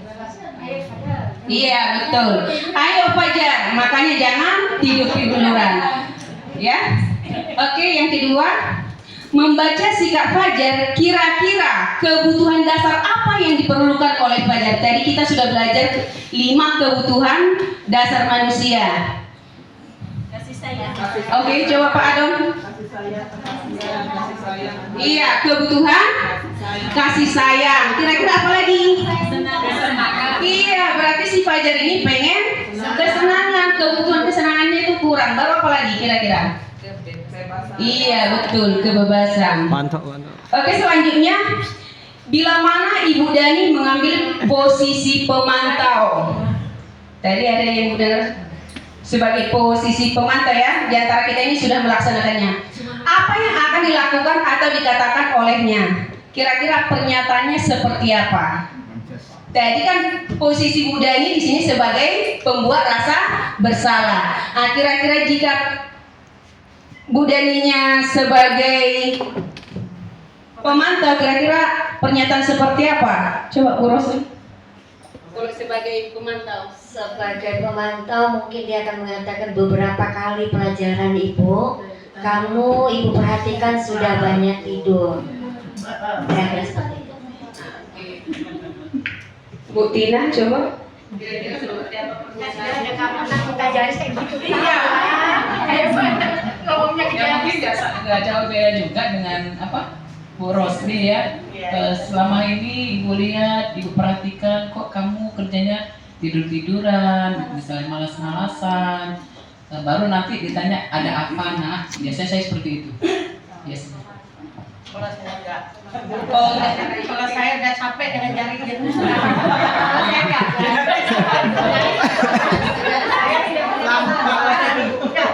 Oke, kita lanjut ya Bapak Ibu. Ya, kemungkinan kita tanya kepada si Fajar. Kira-kira malas-malasan tadi tidak mengerjakan tugas itu apakah termasuk? Apakah dia sudah melakukan keyakinan kelas ya? Kira-kira dia sudah melakukan tak? Tidak. Oh iya, belum ya. Oke, selanjutnya ini. Apabila Anda adalah kepala sekolah, kita ini semuanya misalkan sebagai kepala sekolah di sekolah Fajar dan mengetahui hal ini, bagaimana tindak lanjut Anda?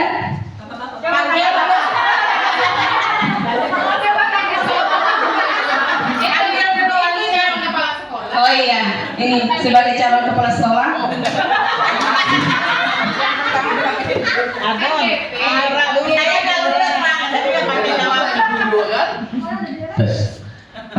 Dari contoh kasus itu tidak disebutkan bahwasanya kepala sekolahnya tahu kasus ini. Jadi saya tidak bisa komentar apa.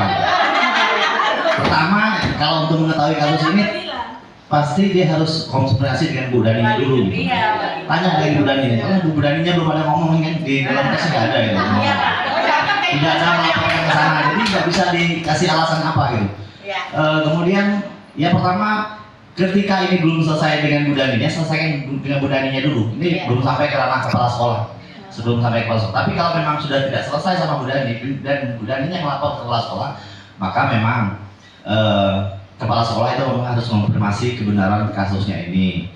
Tahu dulu latar belakang anak ini seperti apa, kondisi anak ini seperti apa. Kemudian kalau bisa sih sebenarnya sih bukan kepala sekolah yang menyelesaikan masalahnya ini, tapi bagaimana kepala sekolah ini memotivasi atau memberi gambaran kepada Bu Dani gimana cara dia menyelesaikan. Bukan kepala sekolahnya yang turun tangan kepada Fajar gitu. Itu juga. Oke, terima kasih Pak Joko. Kemungkinan seperti kita wali kelas mungkin tidak mampu lagi mungkin kita kasih ke BK. Maka guru BK nanti akan menyelidiki kira-kira kok bisa ya si Fajar ini seperti mungkin guru BK juga nanti bisa melakukan kunjungan ya, visit ke rumah si Fajar tersebut, menyelidiki kok bisa anak-anak kita si Fajar ini seperti ini ya. Oke, selanjutnya. Oke, kira-kira seperti ini jawabannya. Jawaban Bapak Ibu tadi semuanya sudah benar. Tepuk tangan dulu untuk kita semua. Oke, selanjutnya dari 5 posisi kontrol ini sebagai penghukum, pembuat rasa bersalah, teman, pemantau, ternyata yang 4 ini motivasinya itu berasal dari luar atau motivasi ekstrinsik. Tapi sebagai posisi manajer, maka jika kita sebagai posisi manajer, maka siswa kita itu akan berubah dari dalam dirinya sendiri. Karena kita tadi sudah menanyakan keyakinan kelasnya apakah sudah dilaksanakan atau tidak. Oke, selanjutnya. Oke, ini Bapak Ibu. Setelah penjelasan dari 5 posisi kontrol ini, kira-kira kita mungkin kalau yang tadi kita belum tahu ya, yang seperti apa sih posisi seorang guru itu sebagai penghukum, sebagai teman, sebagai pemantau, sebagai manajer. Mungkin tadi kita belum. Tapi setelah penjelasannya, kira-kira yang sering kita laksanakan di sekolah ini kira-kira apa? Siapa yang belum ya? Oh, Bu Jasmi? Atau Bu Ika lah, Bu Ika. Terima kasih Bu B.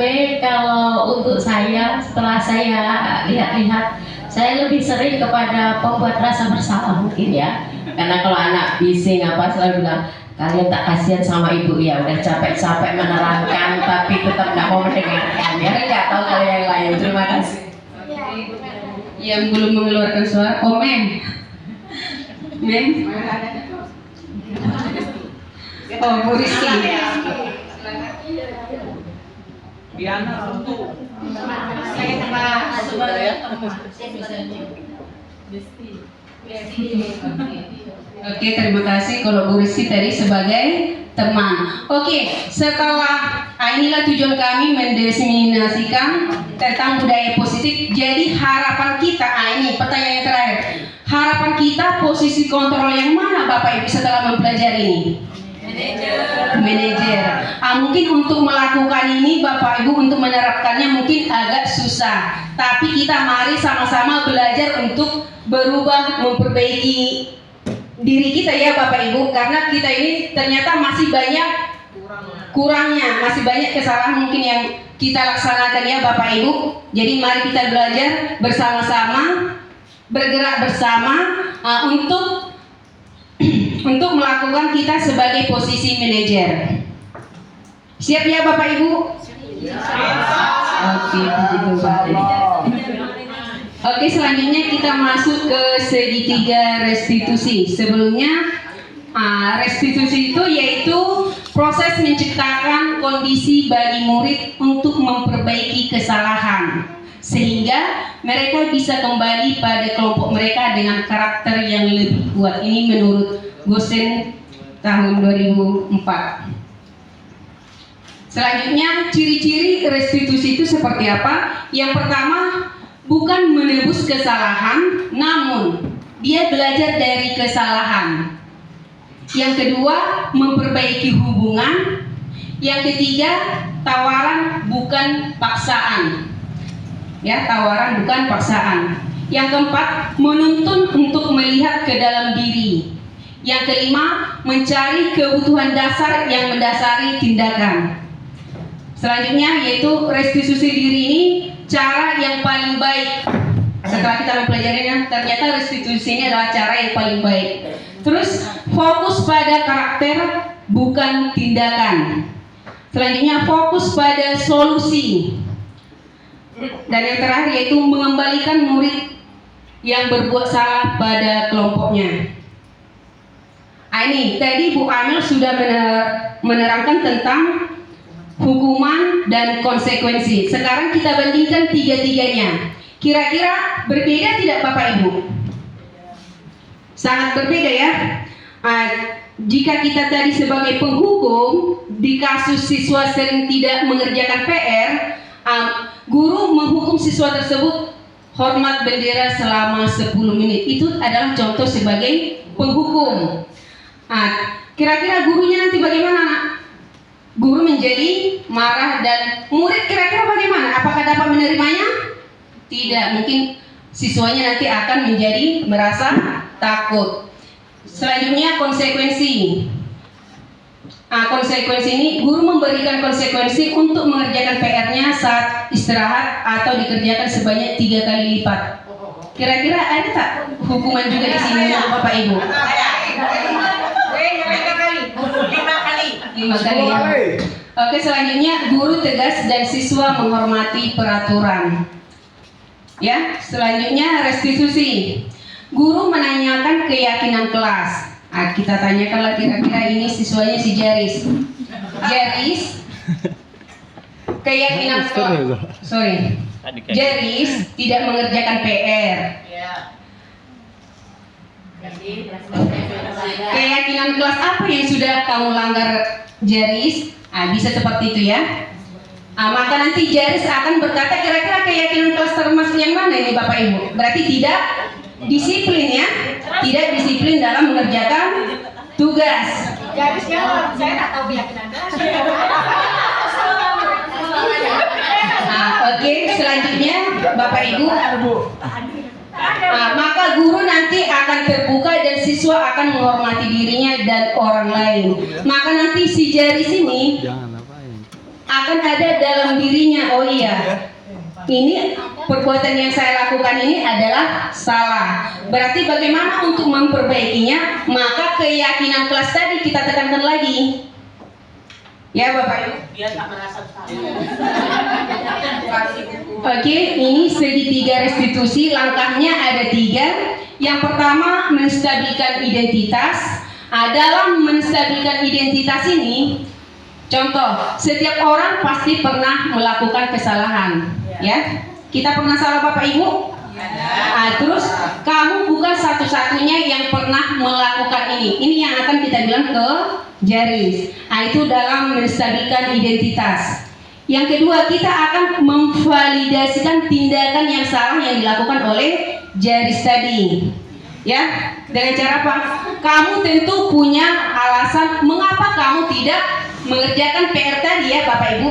Selanjutnya, adakah cara yang lebih efektif untuk mendapatkan apa yang kamu butuhkan? Apa cara yang lebih efektif untuk mengerjakan PR tadi?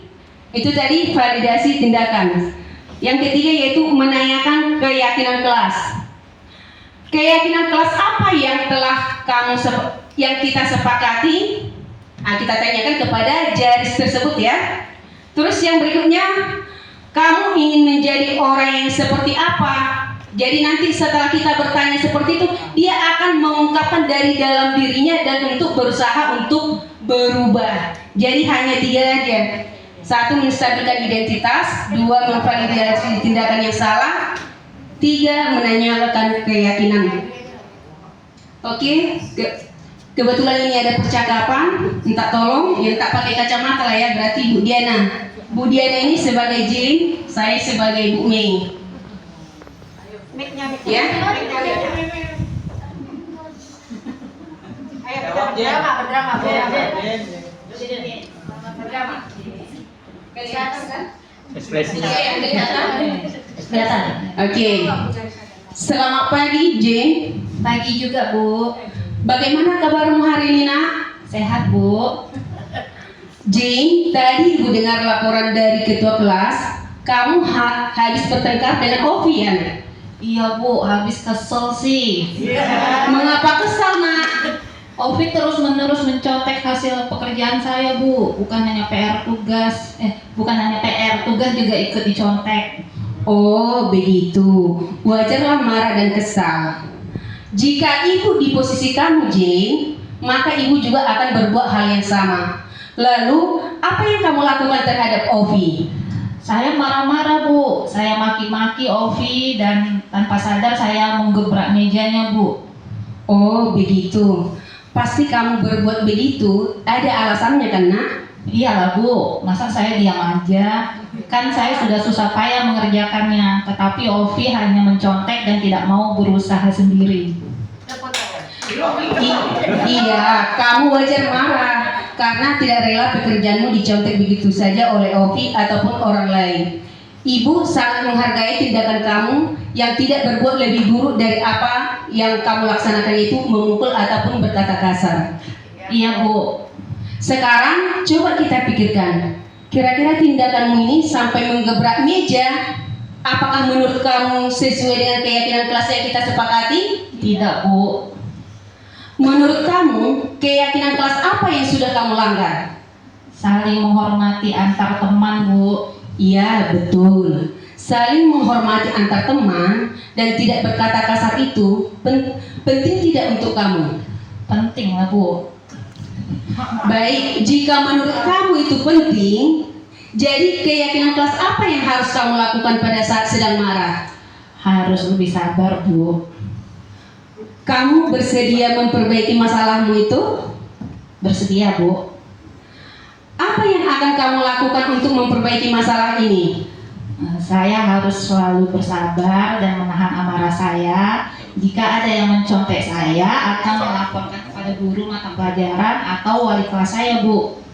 Tepat sekali tindakanmu, Jane. Semangat ya, Nak. Sekarang Jane silakan masuk ke kelasmu ya, Nak. Lanjutkan pelajaranmu. Iya, terima kasih, Bu. Oke. Ini contoh dari segitiga restitusi yang akan kita lakukan sebagai Bapak Ibu guru ya. Yang pertama tadi kita akan apa tadi Bapak Ibu? Yang pertama kita akan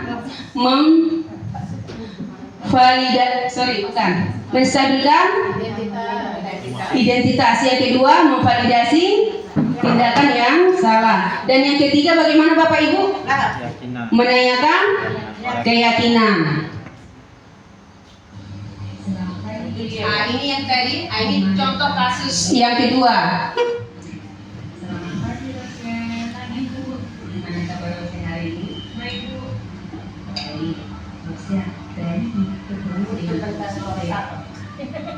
Kamu sedang terlambat? Iya, Bu. Seingat kamu, sudah berapa kali Rosia terlambat? Adam dan makan. Sering terlambat. Apalagi sudah kesalahan. Baik, berbuat kesalahan itu manusia sejak orang punya kesalahan. Yang terpenting, kita bisa belajar dari kesalahan yang sudah kita buat dan kita berusaha untuk memperbaiki. Setuju tidak? Karena kita cari solusinya bersama ya.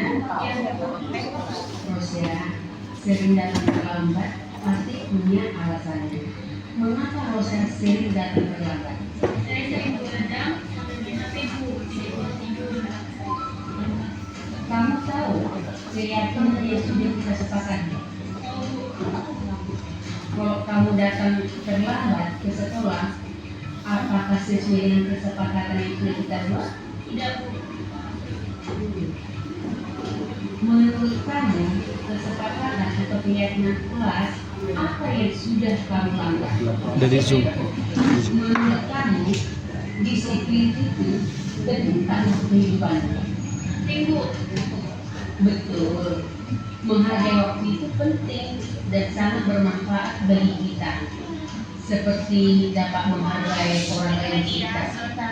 Terus pekerjaan kita menjadi tidak menumpuk lagi.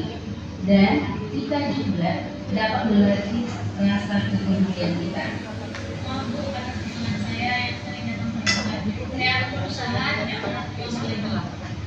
Rosia, sifat yang sangat baik sudah kamu lakukan dengan cara meminta maaf. Menurut kamu, apa yang akan kamu lakukan agar kamu tidak terlambat lagi di sekolah? Saya akan tidur lebih awal dan saya akan memberi alarm supaya saya bangun lebih awal juga dan supaya saya datang ke sekolah tidak telat lagi. Baik Rosia, kamu sudah menemukan solusinya dan ini akan bekerja sama dengan orang tuamu supaya kamu datang tepat waktu ke sekolah tidak terlambat lagi.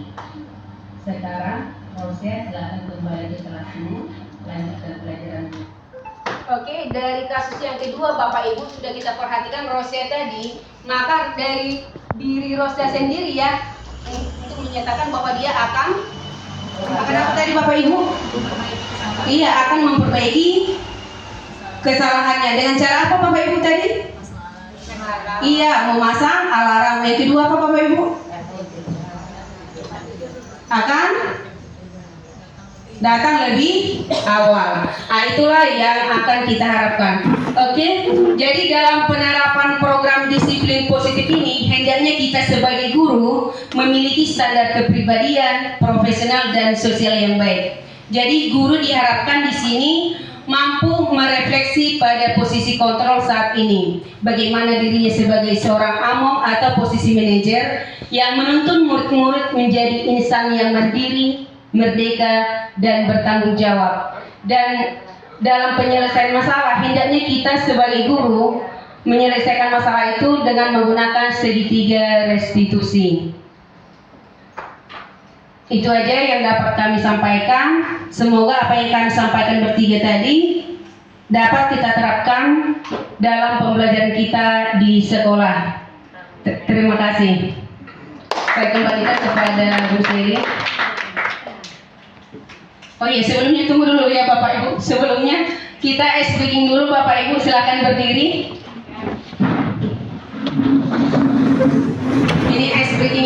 hadir. Oke, Bapak Ibu. Tadi Bu Farah mengenai menghitung tadi ya. Nah ini juga menghitung, tapi menghitungnya menggunakan jari. Jadi Bapak Ibu silakan gerakkan jika nomor 1 ya seperti ini, jika 10, jika 7 ya. Nah, tapi kita perlu konsentrasi ya. Oke, Ibu dari saya soalnya Bapak Ibu menggerakkan tangan masing-masing. Sebagai contoh, 5 kurang 2, 7 kurang 5. Oke, sebagai tim penilainya Bu Farah dilihat ya gerakan tangannya ya. Oke, silakan Bapak Ibu, Bu Erna, silakan. 8 kurang 5. Iya. Bukan, jawabannya aja Bapak Ibu. 8 kurang 5. 7 kurang 2. 8 tambah 3. 5 tambah 4. Oke, berarti masih konsentrasi ya Bapak Ibu. Oke, Bapak Ibu, kami berharap bertiga ini, kami kan di sini sudah bergerak, sudah tergerak dan lagi bergerak dan akan menggerakkan Bapak Ibu guru. Dari penjelasan kami bertiga ini, kami mohon dengan sangat satu kalimat dari Bapak Ibu guru semua. Dari terserah saja Bapak Ibu, dari ke-6-6-nya tadi, terserah aja. Kalimat atau kata? Sangat bagus sekali, memotivasikan kami semua. Terima kasih. Terima kasih Bu Ei. Lanjut Bu. Sangat berinspirasi, mudah-mudahan kami bisa melaksanakan. Terima kasih Bu Susi. Sangat bagus sekali. Semoga menjadi motivasi untuk kami ke depannya yang belum bergerak. Ya, untuk saya pribadi semoga menjadi inspirasi saya untuk selalu bergerak dan bergerak menuju perubahan. Ya, Sangat terinspirasi sekali, mantap. Untuk kami ke depannya semoga termotivasi untuk bisa seperti ibu-ibu juga. Terima kasih.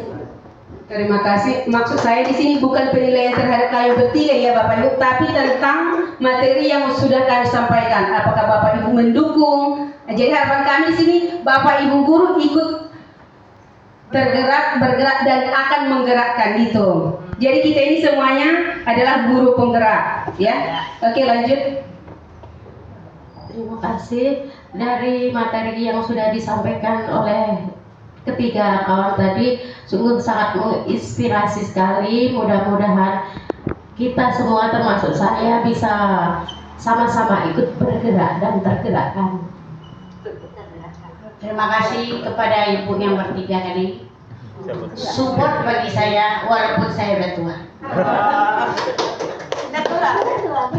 Baik, seyogianya kata kepala sekolah saya, semua guru itu adalah penggerak. Jadi tanpa JGP pun sebenarnya guru itu sudah bergerak.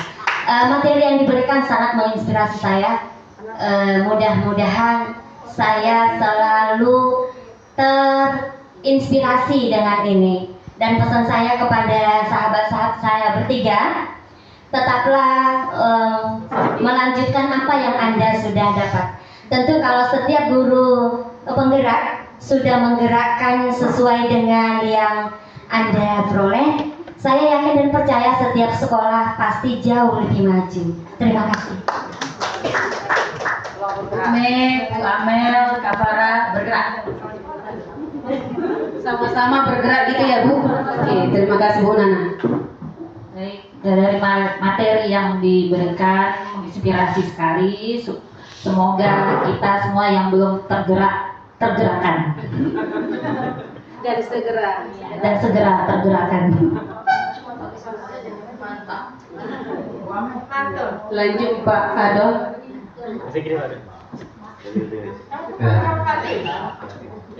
Sebenarnya saya mau ada pertanyaan sih. Oh, nanti ya. Oh, nanti ya.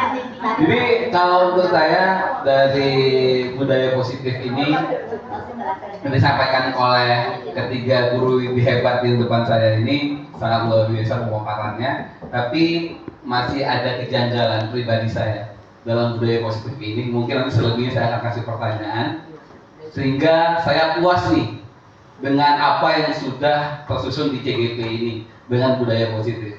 Mungkin akan bisa terjawab. Itu aja.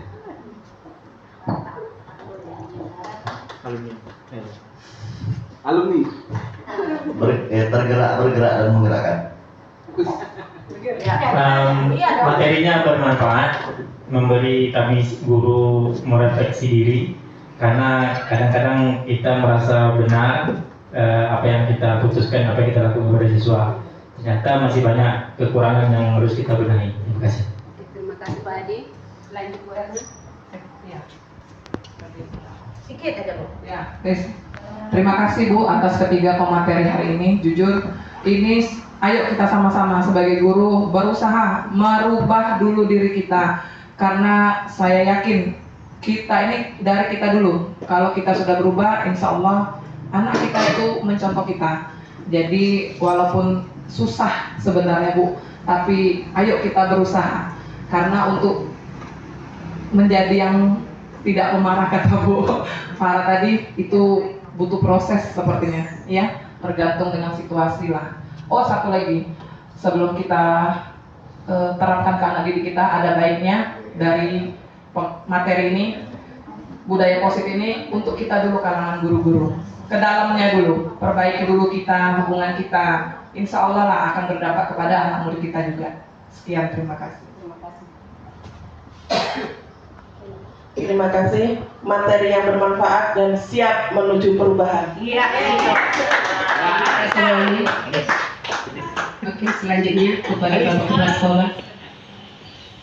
Bapak boleh hadir ini menyampaikan jadi sekaligus saja, boleh? Oke. Nanti saya juga menyampaikan tapi di closing nanti mungkin. Oke. Harusnya tadi tanya jawab dulu ya Bu Mei. Lupa Bu Mei, nggak apa-apa. Ya, harusnya refleksinya tadi setelah semua selesai karena masih ada yang mengganjal mungkin. Baik Bapak Ibu yang saya hormati, seluruh rangkaian materi tentang materi budaya positif sudah disampaikan oleh 3 calon guru penggerak angkatan 10 SMP Negeri 11 Bintan. Terima kasih. Sekali lagi tepuk tangan untuk Ibu Amelia, Ibu Faradia Indrani, dan Ibu Mei Siregar. Oke, saya tanggapi tadi Bu Mei yang bagaimana tadi untuk menjadi kepala sekolah, menanggapi yang tadi ya Bu Mei. Nah, nanti Bu Mei sepertinya sudah kejauhan. Nanti ada di bujukan moral dan dilema etika modul 3.1. Nah, ya. Oke, baik.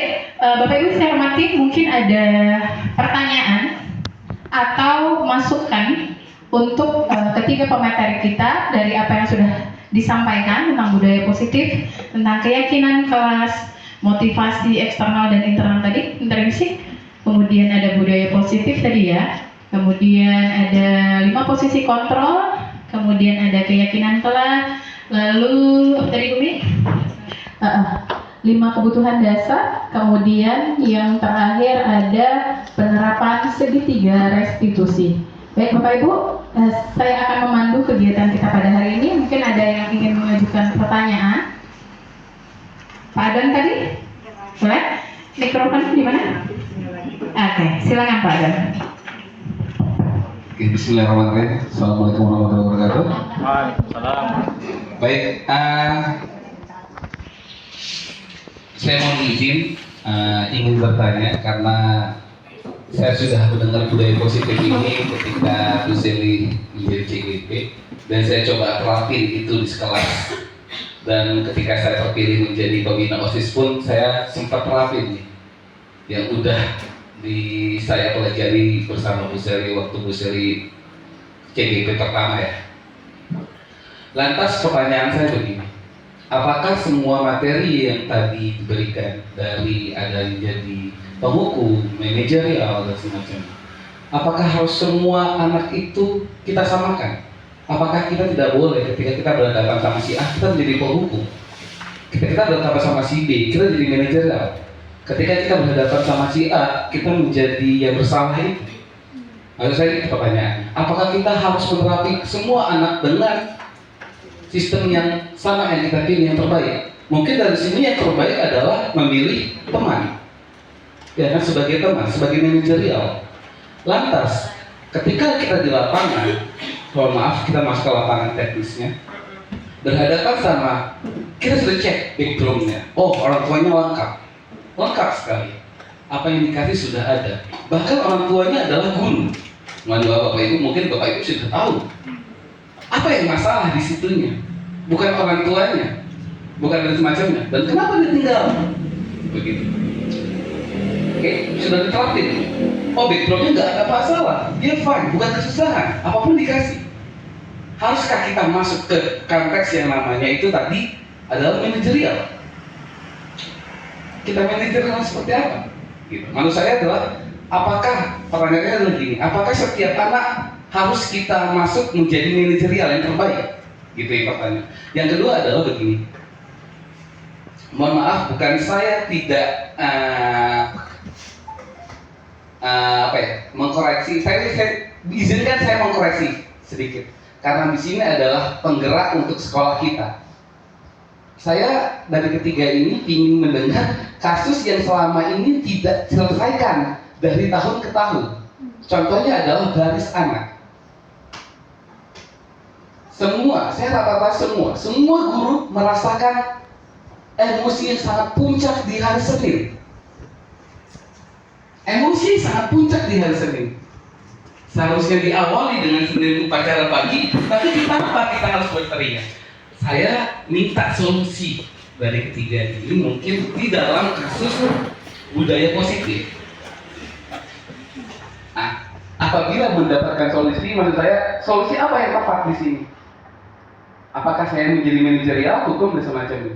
Sementara ini di lapangan, dan ini adalah kasus yang sangat sulit kita selesaikan. Bahkan ini bertahun-tahun kita ngalamin itu gitu. Secara teknis udah pernah masuk kelas udah, pernah menyusun udah semua. Oh, barisan di sini orangnya tidak mau diganti-ganti dan semuanya seperti itu. Maksud saya adalah bagaimana ketika kita nextnya ketika emang ada lagi pelajaran seperti ini, kita mengambil contoh yang benar-benar masalah ini alami. Yang kedua mungkin adalah masalah motor. Mungkin Bu BK, Bu Ani dan semacamnya segala cara sudah diselesaikan untuk masalah ini. Oke, bahkan manajerial, bahkan di situ ada pemantau dan semacamnya. Tapi kenapa tidak terselesaikan? Posisi apa sebenarnya yang harus kita lakukan? Karena di situ maksud saya adalah tadi ada slogan yang butuh bergerak. Yang maksud saya adalah kenapa butuh bergerak? Karena ada namanya problem dan solving problem.